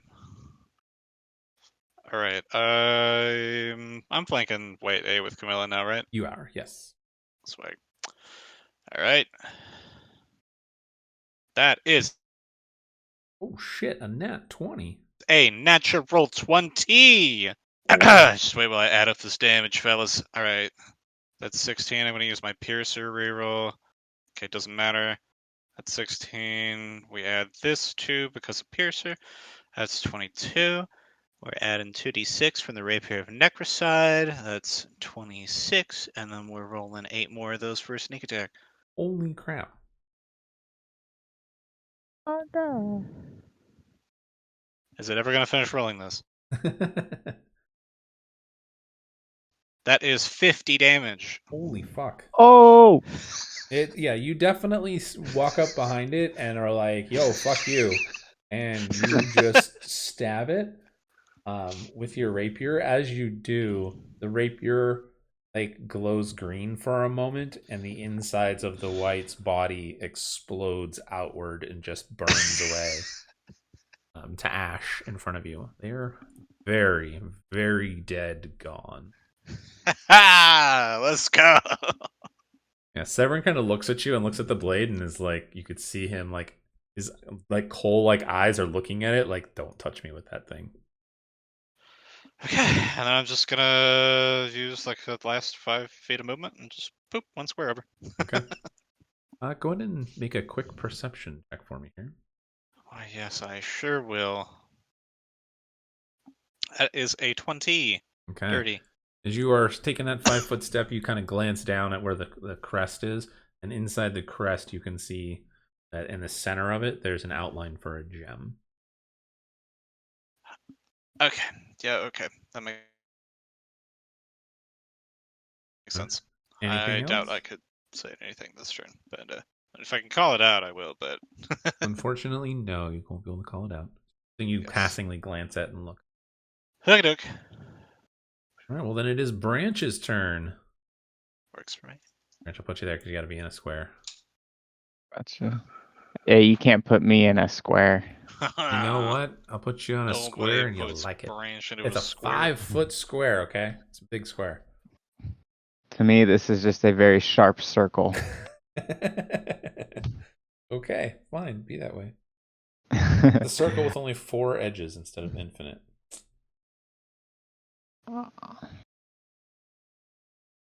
Let me see. I'm going to. How far? Okay. I'm going to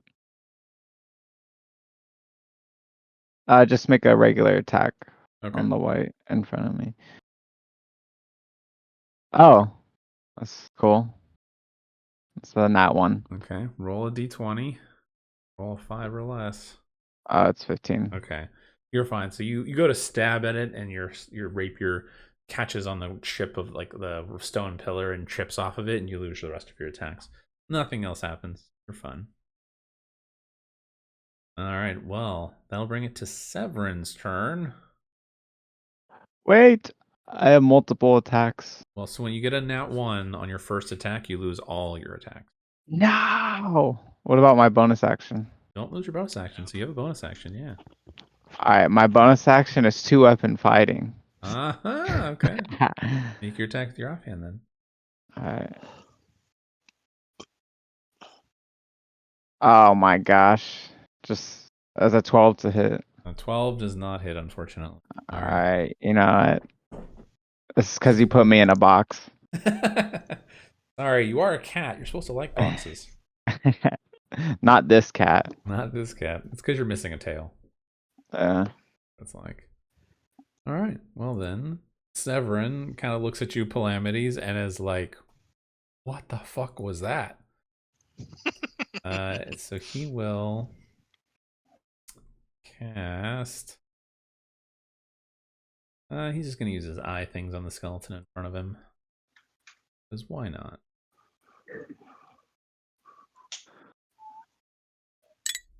First one is a 13, and the second is, which hits on both of them. He kills the skeleton. All right, one skeleton's dead. Calamities, you're in the clear. At the moment, Milla, it's your turn.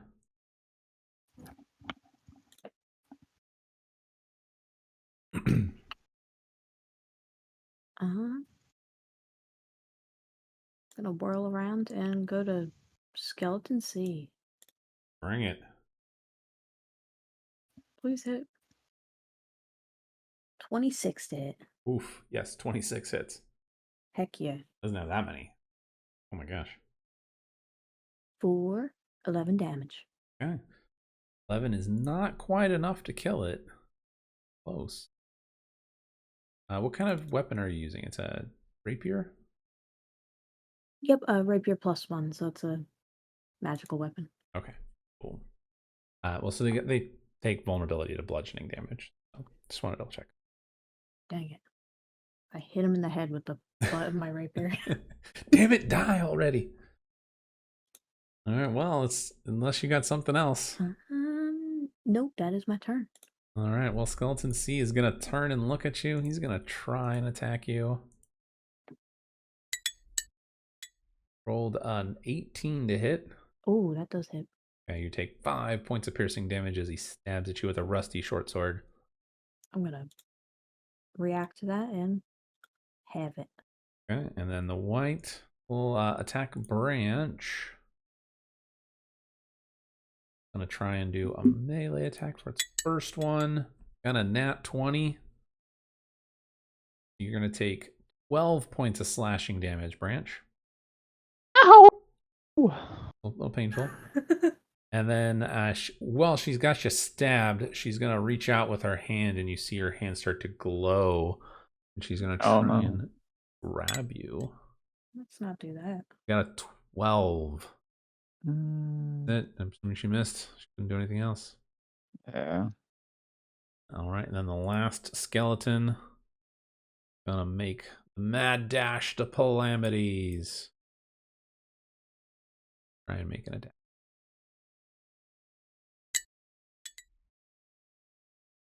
Got a 20, not natural. All right, Calamities, you take 5 points of damage. Uncanny dodge. No! Damn you rogues! Shaking my fist in the air. And all right, Calamities, it's your turn. These skeletons are no match for you guys. Okie dokie. Well, I am going to kind of just do the same thing as last turn with a disengage to start. Okay. I'm gonna swing over here to White B. Stab that motherfucker in the back. How rude. It is not a nat 20, but it is a 19. Which will hit. Alrighty. Uh, 10 plus 5. I don't really need to reroll anything. 29. Oof. Oh, plus Rapier of Necrocide. Rerolling that because Piercer is cool. 35, actually. 35. You kill it. Same as before, it bursts into flames and dies before you. All right. Anything else? Well, let me see about how far that was. It's like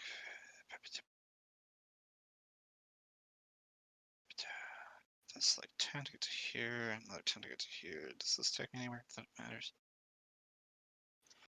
I mean, I'll use movement because I got it. So if you got him, I'm over here now. Okay. Well, then, Branch, it's your turn. I do. I think I will. Why is it? Oh, it's because I'm on parent. I'm going to move towards Skeleton C, behind Alright. Skeleton C, I should say, and attack with my silvered short sword. All right. Go for it.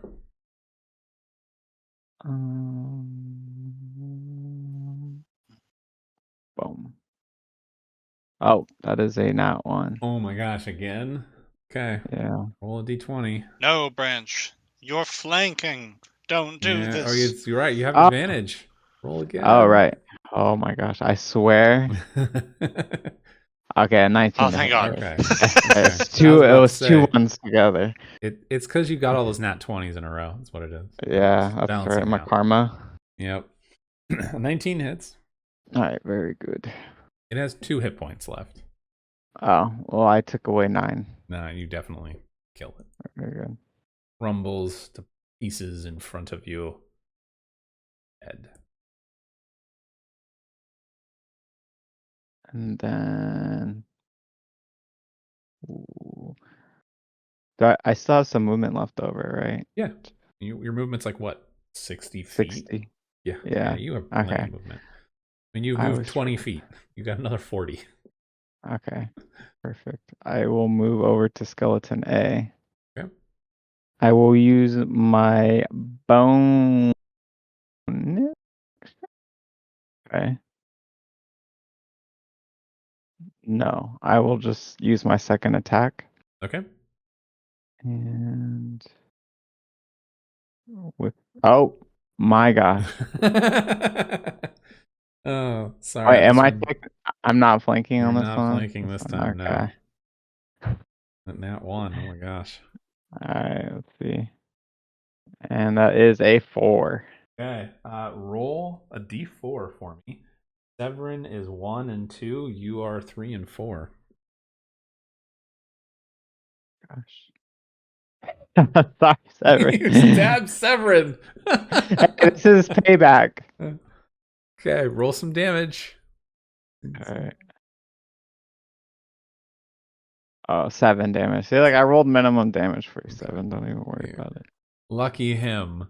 You miss as the skeleton. You run up and go to stab at it. The skeleton throws up its sword, and it's just like the rapier slides across it, and Severin's like, "Get him! Wait, no!" And just stab right through his mouth, and you chip one of his teeth.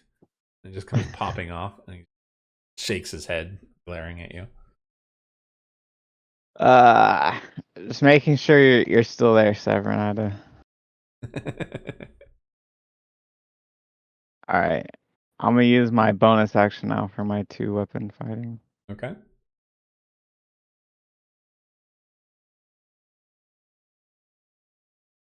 Oh, that is a 13 to hit. 13 hits. Oh. Another 7 damage. All right. It is still alive, though. Barely, but it's still alive. Anything else? Nope, that's all. All right. It is now Severin's turn, who looks at you and he goes, "How about I just fireball and make sure you're still there?" No, thank you. And then he's gonna shoot an eye blast at the creature and misses because he rolled a 3. Shoot again. He got a 17. All right. He deals 10 points. The skeleton dies. You guys are out of combat. And as it dies in flame, he looks at you and he goes, "You're lucky I wasn't aiming at you, Branch." I am very lucky. Thank you for being so kind, Severin. He just kind of floats there. All right, what do you guys want to do? You're out of combat for the moment. I'm running up to this shield before anything else spawns in. Okay. So the shield is... Is it this one or this Yep, one? that one, right where you are. Well, it's on the sarcophagus. Like, it's a part of what was left of it. Is there any etching on the shield? There is an etching of one of the creatures. It's the Overlord. It's the one with the wings. There's that etching, and in the center of it is where a gem would go. On top of, like, there's a bloody handprint that's been a dried handprint of blood that's there on top of the crest. Do we have the gems with us? Oh yeah, because you put yeah. the spider one in the... Yeah, Calamities grabbed them all. I'm going to ask Calamities for the winged one. The gem of the winged one, please. Calamities! Are you alive? Hello. Hello. Tell all of I them to am stop alive. talking about Journey. All right. What are we?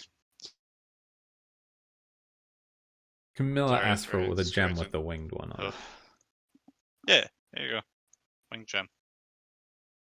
I'm gonna put the gem in the spot where the gem would be, and I'm gonna put my hand where the bloody handprint is and see if anything happens. Nothing happens. I'm going to take out a dagger and Oh. cut my palm a bit, Okay. and then put my hand back on the All right. The handprint. gem, you feel it tugging at your system as some of your blood is drawn out. And the Ew. gem, you feel, latches into place. You take 1 point of slashing damage from the wound. And the gem begins to glow, and then it's gone. Mm. I'm just gonna be like, owie. Like, lick my wound. That's more cat-like. I don't know what a lizard would do if it got hurt. I mean, you are It would- part rat now. Were rat. Oh yeah. I think they would leave the limb behind, right? Yeah, I was And getting ready to regrow say, it would later. my arm just fall off? I'll grow another one. It's okay. If only that were true. 2 gems down. Oh no. Let's go check out the main room again. Yeah, now we have to go check out these fucking shadow fuckers. What's happening?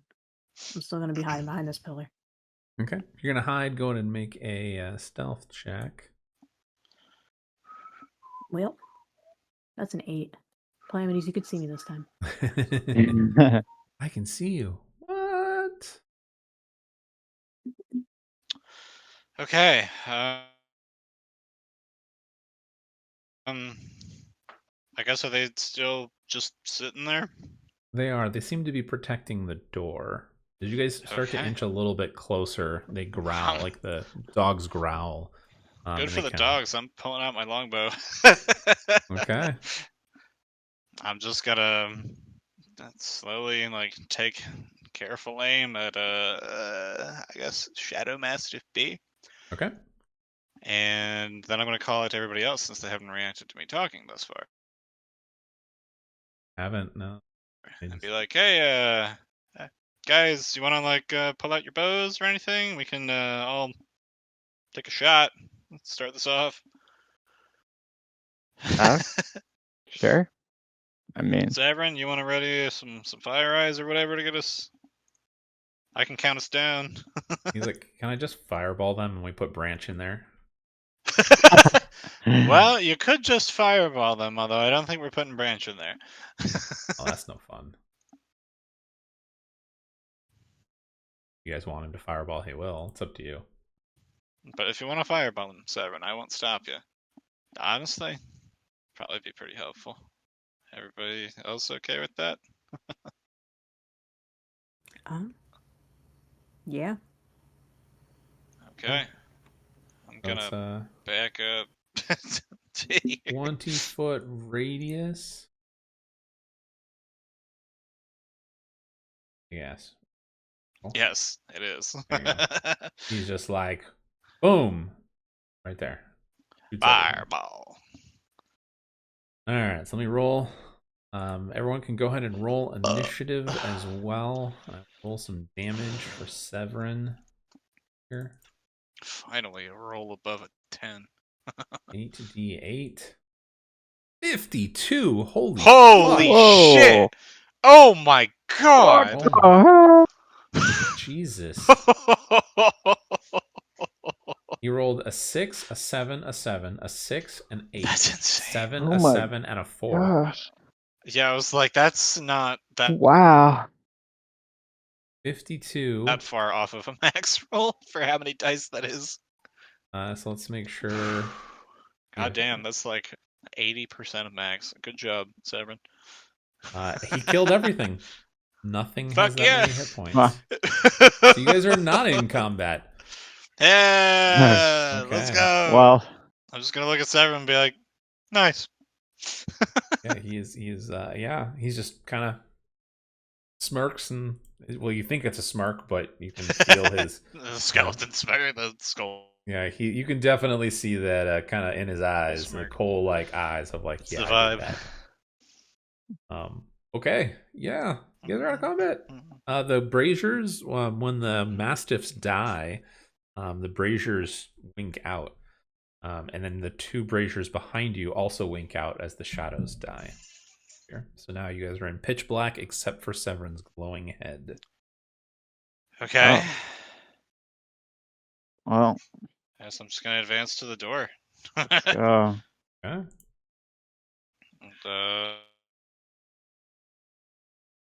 And, Camilla, you with us? I'm checking because you're sneaky. This is me in character, physically calling out to see if Camilla's with us. Yes. Okay. I will be visible this time. Time to push on these doors. So as you push, all feel. Hold the map. You push on the door and you feel it resist for just a moment, and then there's the sound of what, like a final breath, followed by the gentle tug of something like unseen breeze on your clothes. The air stills. Find yourselves as complete darkness, as even the light that was there from Severin winks out, and you watch as the energy and the light whisks through the crack in the door. Severin's skull just clatters to the ground. You know he's undead, so he's not dead, but he's just not moving, inanimate. All the light from him is gone. You push open a little bit further, and beyond the doorway, you can see just the flicker of movement before you hear a voice that reaches into your mind. Piercing, ancient, direct. Who do not belong. Leave or face death. I care not which you choose. As you push the door open the rest of the way, hovering at the back center is a multi-armed hooded creature. Its tattered robes flit on an unfelt wind as a hovering corona of sickly green light hovers just behind it, outlining another door. The creature's arms shift sickening patterns, leaving uneasy after images. One stops, a circular portal opens from the side. It reaches in, retrieves what appears to be a pouch, and the clinking of coin. Another portal opens, and a different arm is forth. It draws forth a bar of gold.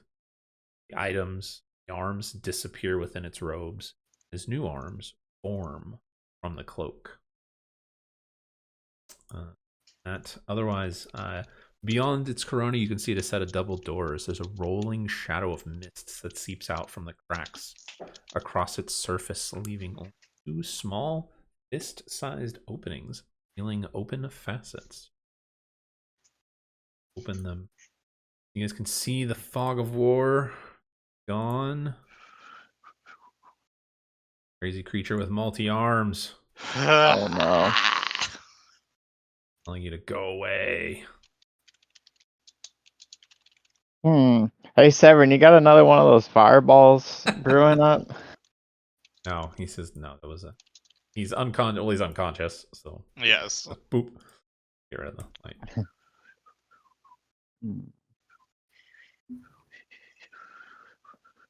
Okay. Well, I guess we're doing this.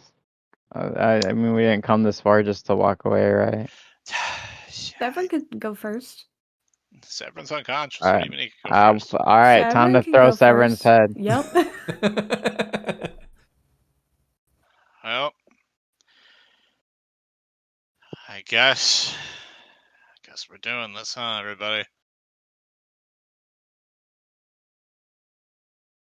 Well, shall I Let's go.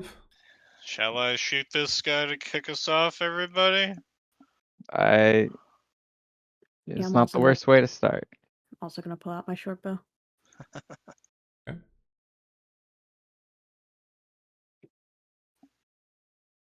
I will take careful aim with my bow and fire at the fucking super spooky son of a bitch. All right, everybody, roll initiative for me here. You're putting yourselves into combat. Woohoo! That's not the worst roll I've ever had. 17. All right, since there is no surprise round here, it can see you.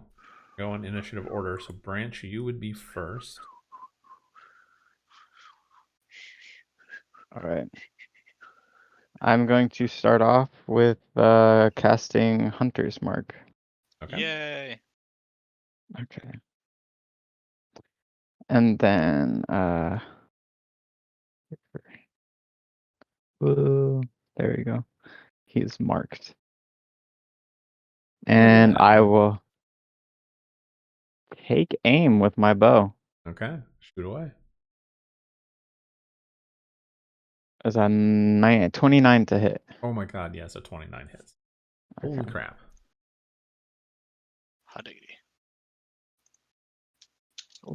For 7 damage. Whoop.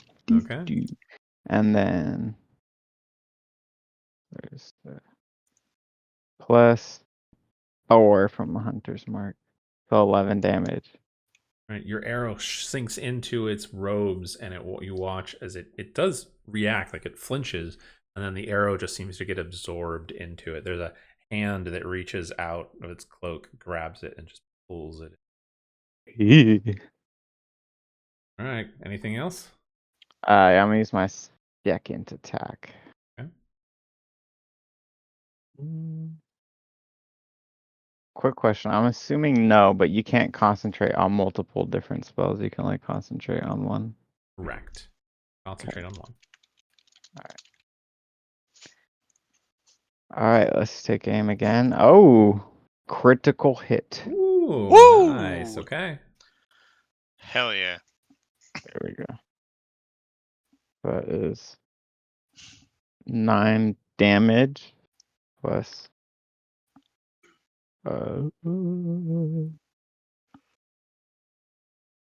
that's 10 more damage, so 19 more damage. Nice hit. Holy crap. Just did 31 points of damage. Very Woohoo! nice. All right, anything else? That'll be all. Okay. Camilla, it's your turn. I'm gonna shoot it. Ooh, Is a 17 hit? Very fair.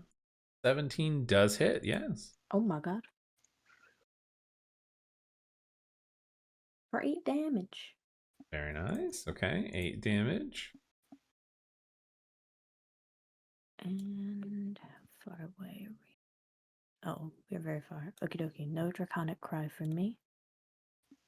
And that is my turn. Well, that brings it to its turn. God damn it. Sorry, Calamity. One higher than you. It's going to cast a spell.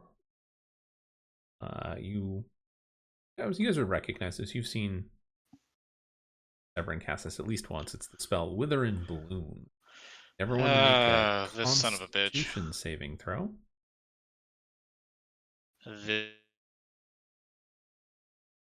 This fucking spell. 14, which, you know, probably it doesn't feel good enough. This guy seems scary. Same. Waiting on Branch. Branch. Oh, bio break. He messaged in the voice Well, shit. Oh, break. Okay. the voice channel chat. He did, yes. I'm back. Welcome No. back. I just got back. Okay. So the bad guy cast a spell, Wither and Bloom. You need to make a Constitution saving throw. Okie dokie. It is an 8. Not make it. So you all take Oh, 5 points of damage. He rolled. oh, Oh, fuck wait, that. hold on. Okay. I rolled it. So, yeah, 6 points of damage. I rolled 1. Oh, dice, no. So 1 more point. Oh, But Okay. he does heal from this. what? See his body start to regenerate Kind slightly. of modified Wither and Bloom does this son of a bitch have? You don't know. He's a little creepy. He's a little I weird. know. I know. This And motherfucker then and his special spells. 2 of his hands rise up, witness style here, and he points at two of you. He's gonna point at Calamity, or Camilla and Branch. Attacked him. Makes 1 attack on Camilla, 18 to hit.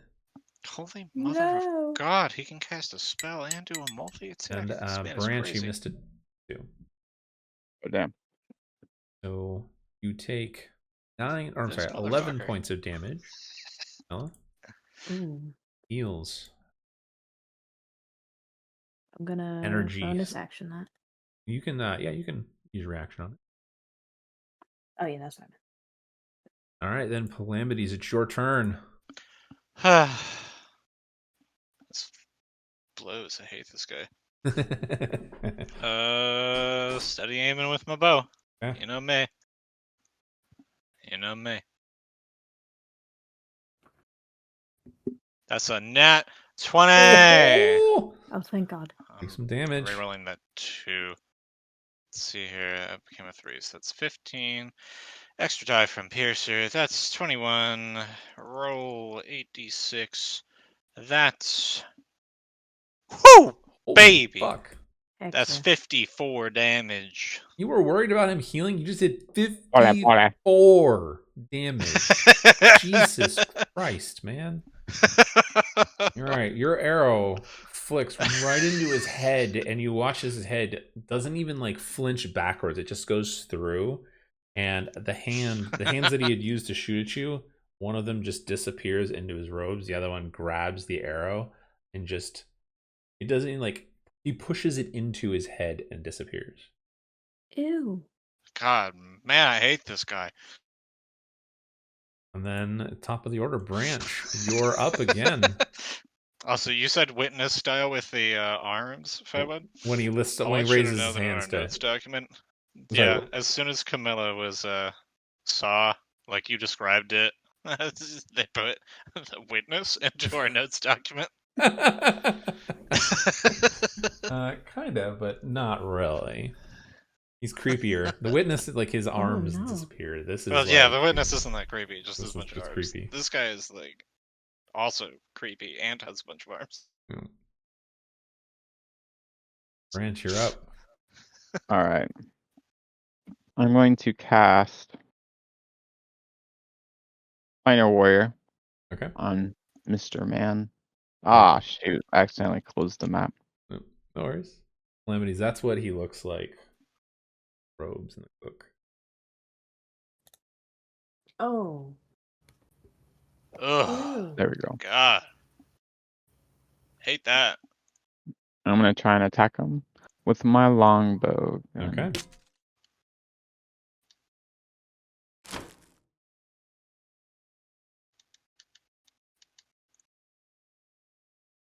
Oh, shit. I was a 14 to hit. 14 does not hit, unfortunately. Dang it. Okay. Branch shakes his head and then he's gonna knock his bow again for another shot Okay. at Mr. Man.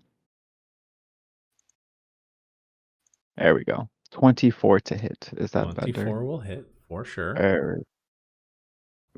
Okay. So now that is 13 plus 4 Okay. plus as a D. What is D8? Okay. Plus 8. So 25 damage. Very nice. Ooh, Okay. All 25. force damage as well. Okay. Yeah, he's taking some good hits. You guys have done over 100 hit points of damage so far. One round. Whew. Anything else? Yes, and I will cast Kamehameha as my I bonus cast action. Turn ugly motherfucker. Yeah. No, that's all. He does the same thing as your arrows hit him. This time, though, as he kind of like, you see the hand trembling, almost as if it's getting weaker as it takes the arrow and pulls it into its body. Camilla, your turn. You'll never be a surgeon with those hands. Definitely Shooting again. 23 to hit. 23 hits. Yay, 10 damage. Okay. And that is my turn. Well, it is now his turn. Oh, wait, I also want to slap Severin. Like, at his face to try and wake him up. This bad boy can fit so many unconscious skeleton skull Well, let's see. Let's roll things. for it. Roll to see if he wakes up. Severin wakes up. Oh And my as god. he lights on fire, he's like, "What?" The light from his skull dissipates instantly as the creature across the way breathes in, and the flames fly into him. And his shield seems, or these flying faces of screams, seems to start to float around him. Severin falls back unconscious. Okay, I won't do that again. I'm putting Severin in the bag. And I put Severin in the bag of holding. All right. So he is going to cast a spell on you guys again. He's going to target Calamities. Yeah, that makes sense. And he's going to say, "You, sir." What save? Yeah, you do need to make a save. Okay, yeah, you must make an intelligence saving throw as it casts a spell upon you. You know. Oh well, that's a shit roll, but it's one of my better saves. All right, you are enchanted. You, as you have the spell lash out into your mind, you hear his voice saying, as he says that, your eyes go red and you can no longer distinguish friend from foe. You are considered under the spell Enemies Abound. Whenever you go to target somebody, you must target a creature at random, as long as you can see them. Okay. So that he does for the spell, and then he raises his two I was hands like, what does this mechanically mean? again, and then he's going to shoot at Branch and Camilla with his hands. Burst of Oh. necrotic energy. Oh Oh, god. no. I just Camilla, looked up what you got a that spell 15? does. Jesus. That does not hit. All right, Branch. Got a 24. Oh, that does not hit me. You're not a tank. All right, it's 11 points of force damage. He heals a little bit, and then you also need to make a wisdom saving throw for me here. Lord. Oh, lovely. 14.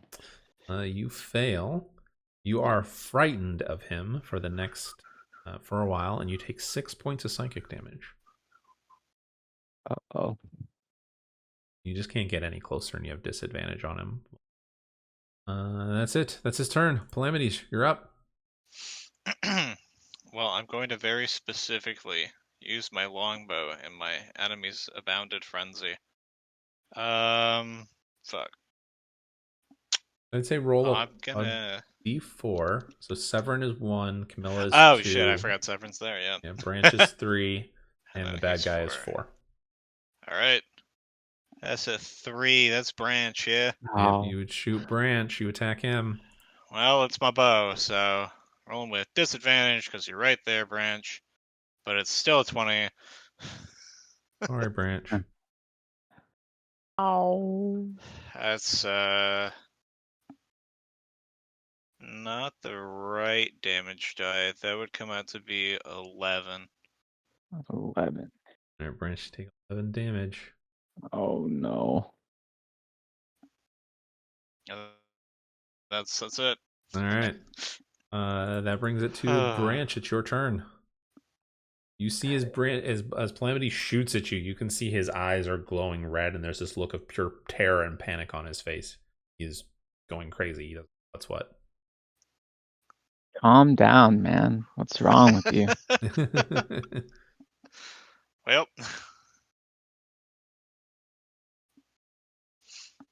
Hmm.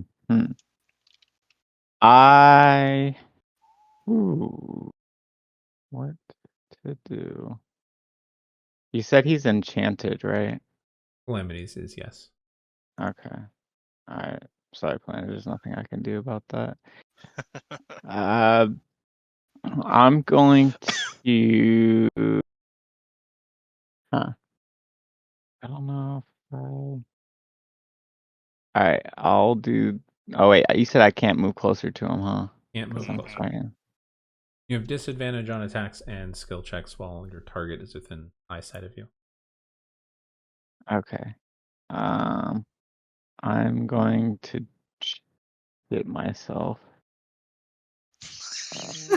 Oh, no. Over here. Okay. I'm gonna move over here, and then I'm gonna drink this potion of greater healing. All right. I'm sure you're whispering. I wish I hadn't eaten all those eggs now, huh?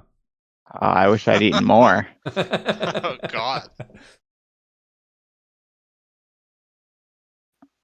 Okay, so 1, 2, 3, 4 plus 4, so 14 health. Okay. Not bad. Low Respectable. rolls, but actually it's about average. All right, Branch. I'm sorry, Branch. Unless you have anything else, Branch, it'll be Camilla.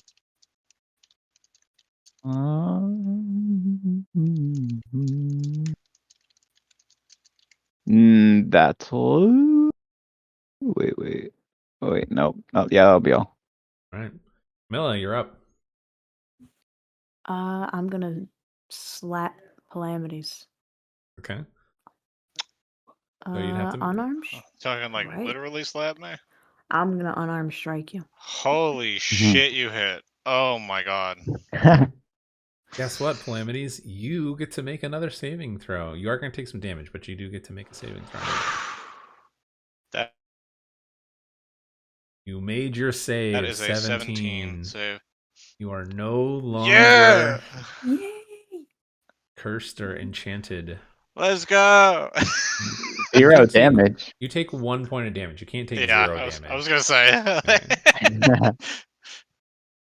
I mean, that's one hell of a slap. You woke you up out of it. Yeah, just a fucking squared up slap right there. Yeah, I will take that 1 point gladly. Hell yeah. All right, anything else, Camilla? No, that was my attack. So, yeah, that's it for me. Okay. Heck yeah. Is it its turn? You can move and bonus action if you want. That's Yeah, it. you do that.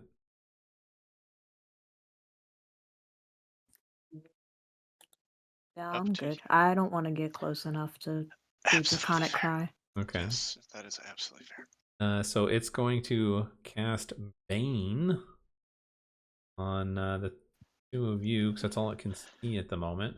Not this shit again. Stop casting. You have too Nope. many arms for this. So you guys got to make a Camilla and Calamities make your charisma Is that saving a throw. charisma save? Charisma. Yeah. Yeah, that's a 4. Oh my Let me god, see. Camilla. I forgot that Camilla you have. is fine. All right. You have good Calamities, you charisma. have Good job. Bane. You roll a d4 and subtract it. Yeah, well, that's why I got my steady aim. Fuck this guy. The blue one, you have been baned, sir. Yeah. All right. It's gonna make 2 attacks again one on Camilla, one on you, Calamities. Yep, that's fair. 21 on you, Calamities. That'll hit. I will Make react. 11, okay. And make a wisdom saving throw for me here.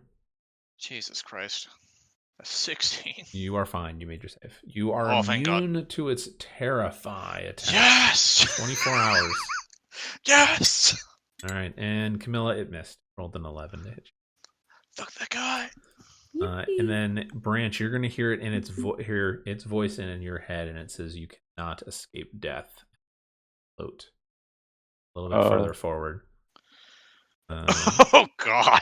And then congratulations, Planet. It's your turn. Branch, you are no longer frightened though. Yay! Woo! All right. It's time. Woo! Calamities, Okay. bring the rain. I'm going to steady aim, shoot my bow. What Okay. does that roll out to with advantage? That's a 22 after the bane. That'll hit. Yeah, fuck you, guy. I'm re-rolling the shit out of that. One sec. That's a little bit better. 11 Oh my god, there's been a plus second roll. 28. Okay. 28 damage. It is still alive. Also, does his bane work like everyone else's bane? Does he have to concentrate? He does have to concentrate. So let me roll. DC 14. He got a 20. That makes sense. 14's still not that high. So you do notice as you shoot him, like before he had like a dozen plus arms moving about. Like even as you guys are in combat, he's still reaching out and grabbing things from portals, sticking them into Horrifying. his robes. Like see, one time's a scroll, one's another bag of coins, a couple of rings that he seems to have on his fingers, like just random valuable shit. Just absolutely But terrifying. as you guys are starting to whittle him down, the hands are becoming fewer and fewer. At this point, he only has 6 arms versus like the 12 that he had before. Calamities, as you shoot at him, the 2 of the hands kind of wither into his body. Anything else? Nope, that's it. All right, Branch, you're up. All righty. Okay, I'm going to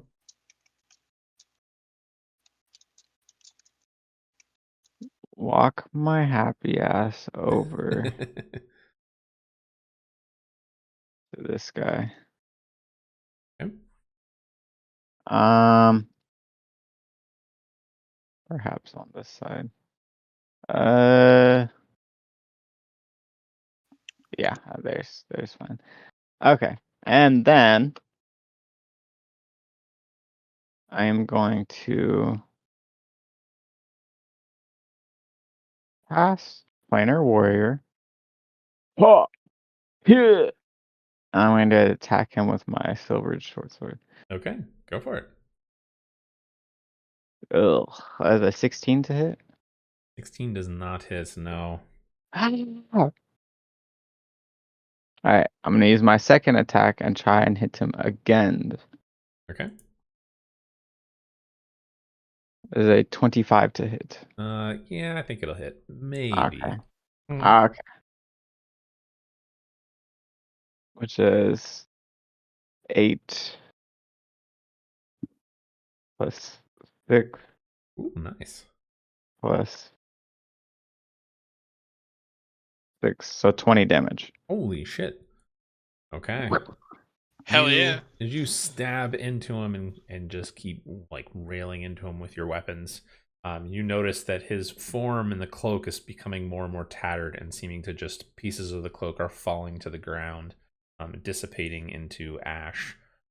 He has only 2 hands left at this point, and turns and kind of looks at you. See that he's got this open, like his mouth is like mouth of Sauron moment. You know, the jaws pulled back. You can just see these sharp, piney teeth in there, and he's just like growls at you. But that's all he does at the moment. And Camilla, it's your turn. Unless Branch, you have anything else? I'm sorry. Nope, that's all. I'm going to use my full movement and then dash as well, which I guess would be Okay. 20 gets me to here, and then dash is just your movement speed again, right? Correct. You would double your total movement speed. So you'd have 40 feet. Damn, you only have 20 feet of movement? I think 20 seems really low. Yeah, what? Yeah, Oh, whoops, 30. I I was was gonna gonna say, say, okay. Yeah, it'd be 60. usually it's 30. Whoops. Some things it's 25. Yeah. So you're I'm good. getting up to here. All right. Get right up in his cloaky backside.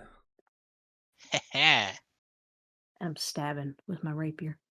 Stab away.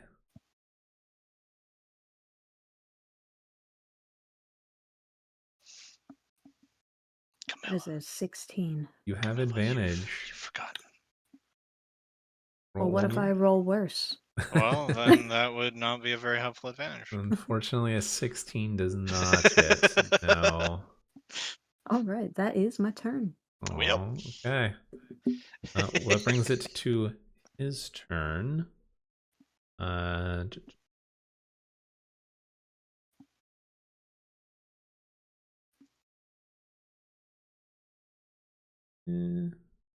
he'll do. He casts that spell upon himself, and you see the same like screaming forms bubble up out of the cloak and around him. Oh, lovely. And you can hear, for Camilla and Branch, at this close, you can hear it. It's a cacophony of screaming pain. And then he's going to... Sounds an awful try lot and like a do Baldur's Gate 3 spell we've talked about. It is. He's going to use his agonizing blast to try and get to you. He gets Branch. You got a 24. Ooh. Oh. So you take 11 points of damage. And you need to make another wisdom save. And Camilla, he missed you.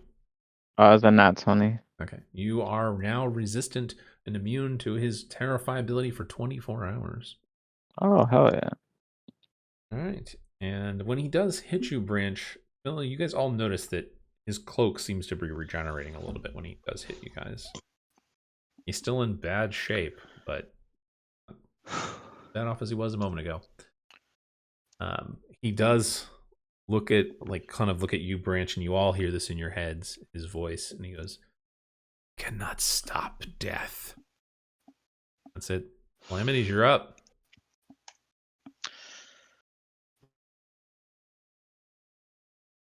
Oh, the usual.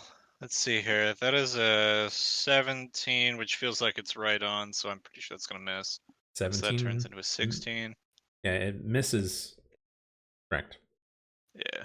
I was like, the 17 feels like it's on the cusp, so the band's gonna make a miss.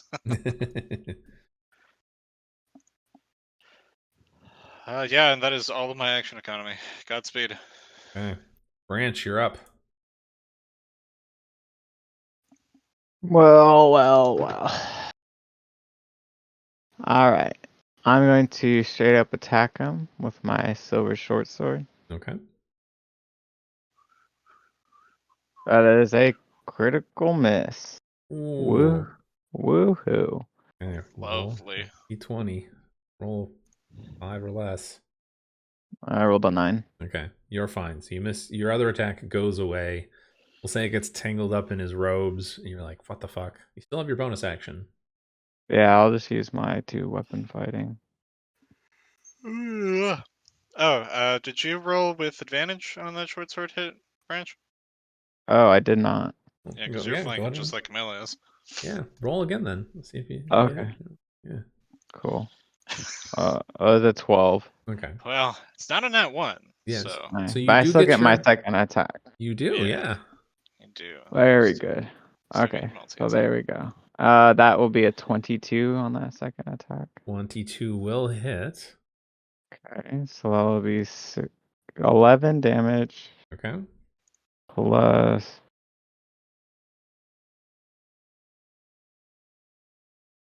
2, so 13. Okay. Ultimate question. Uh, How do you want to do this? oh Yes! my gosh. Oh my god! Branch just screams. He just screams really, really, really loud. And he screams, You made my eggs go bad! And he just slashes right through him. As you slash through him screaming about the eggs, his body does this like halfway motion where his body seems to split in half, and then it just fades apart, kind of turning into ash and melting into the ground, and he's gone and dead. And you guys are out of combat. Bane is gone. Oh my Finally. God. Well, what's I guess, what how was he close are we to guarding? your stopping point, Featman? This would be it. So there's a little bit more we can Okay. do, but we can stop here. No, This is that's fine, because we're getting close. Yeah. Yeah, I mean, there's like just the door stuff, and then that's it. So Okay. Branch, did you get a scroll of prayer of healing out of anything? I don't remember if this happened. I got Cure Wounds level 2. Not Okay, prayer. okay. Yeah. I didn't remember if prayer of healing was even I think I have it. an option on any of these. I have Oh, you did? Oh, okay. I have Well, a if spell you scroll 2nd level. prayer. Yes, there it is. prayer of healing, yeah. Oh. Seems like a good time to use it. Oh boy. Okay, let's see if I can. Wait, hold up. How is this gonna work? I have to succeed on an Arcana check. Is anybody trained in Arcana? We can pass it around. Well, so if the spell's on your class spell list, you would be able to cast it as long as you can cast that level of spell. I think I don't think anybody's gonna have it. Yeah, nobody is. So 'Cause if it you was have, only on. you have to beat it's A 12. you have to beat it. Yeah, it's like a 12. So but if you have it, if you're skilled in Arcana, you roll with advantage, and you would add your Arcana check to it, whatever your number is. If you would like to do this, Camilla, could I attempt to assist Camilla in like reading over it? Be like, Oh, my Arcana is a +1. yes, I Yeah, know. Oh. you could give it advantage. Oh, Okay. And if you guys Okay, really well. want to, you guys could also wake up Severin. He's got a +5 to Arcana. ooh, yeah. please. Now that this thing's gone. Yeah, I'm let's gonna slap this bitch drape back away. the scroll over his face. Okay. Cast the Severin. spell. Severin, Okay. Severin, please. So things he gone. will roll with advantage. 12. He got a 12. Oh, thank Oh God. my god. Whoa. He did the bare minimum to help us. With that, yeah, he got a 7 and a 3 is what he rolled. Jesus, God. thank Christ. Barely. So yeah, so what's the heals on it? It's what? 2d8 plus spellcasting modifier for up to 6 creatures within range.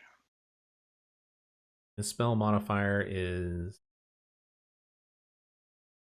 wisdom, so 4. So 2d8 Okay. plus 4. Perfectly Oh, acceptable to he me. rolled bare minimum. I'm gonna give it to you guys. I'll give you an average because he rolled 1 and a 1. Fuck That's that. hilarious. His that- dice are so bad. I'm not Severin. that messed up for you guys. So you'll Severin, get better dice. 12 hit points is what you guys get. I will take that. Seems like a dick move to be like, I'm rolling Okay, for you, sum and you total both of get 36 ones. healing off that scroll. It's not bad. Cool. Cool.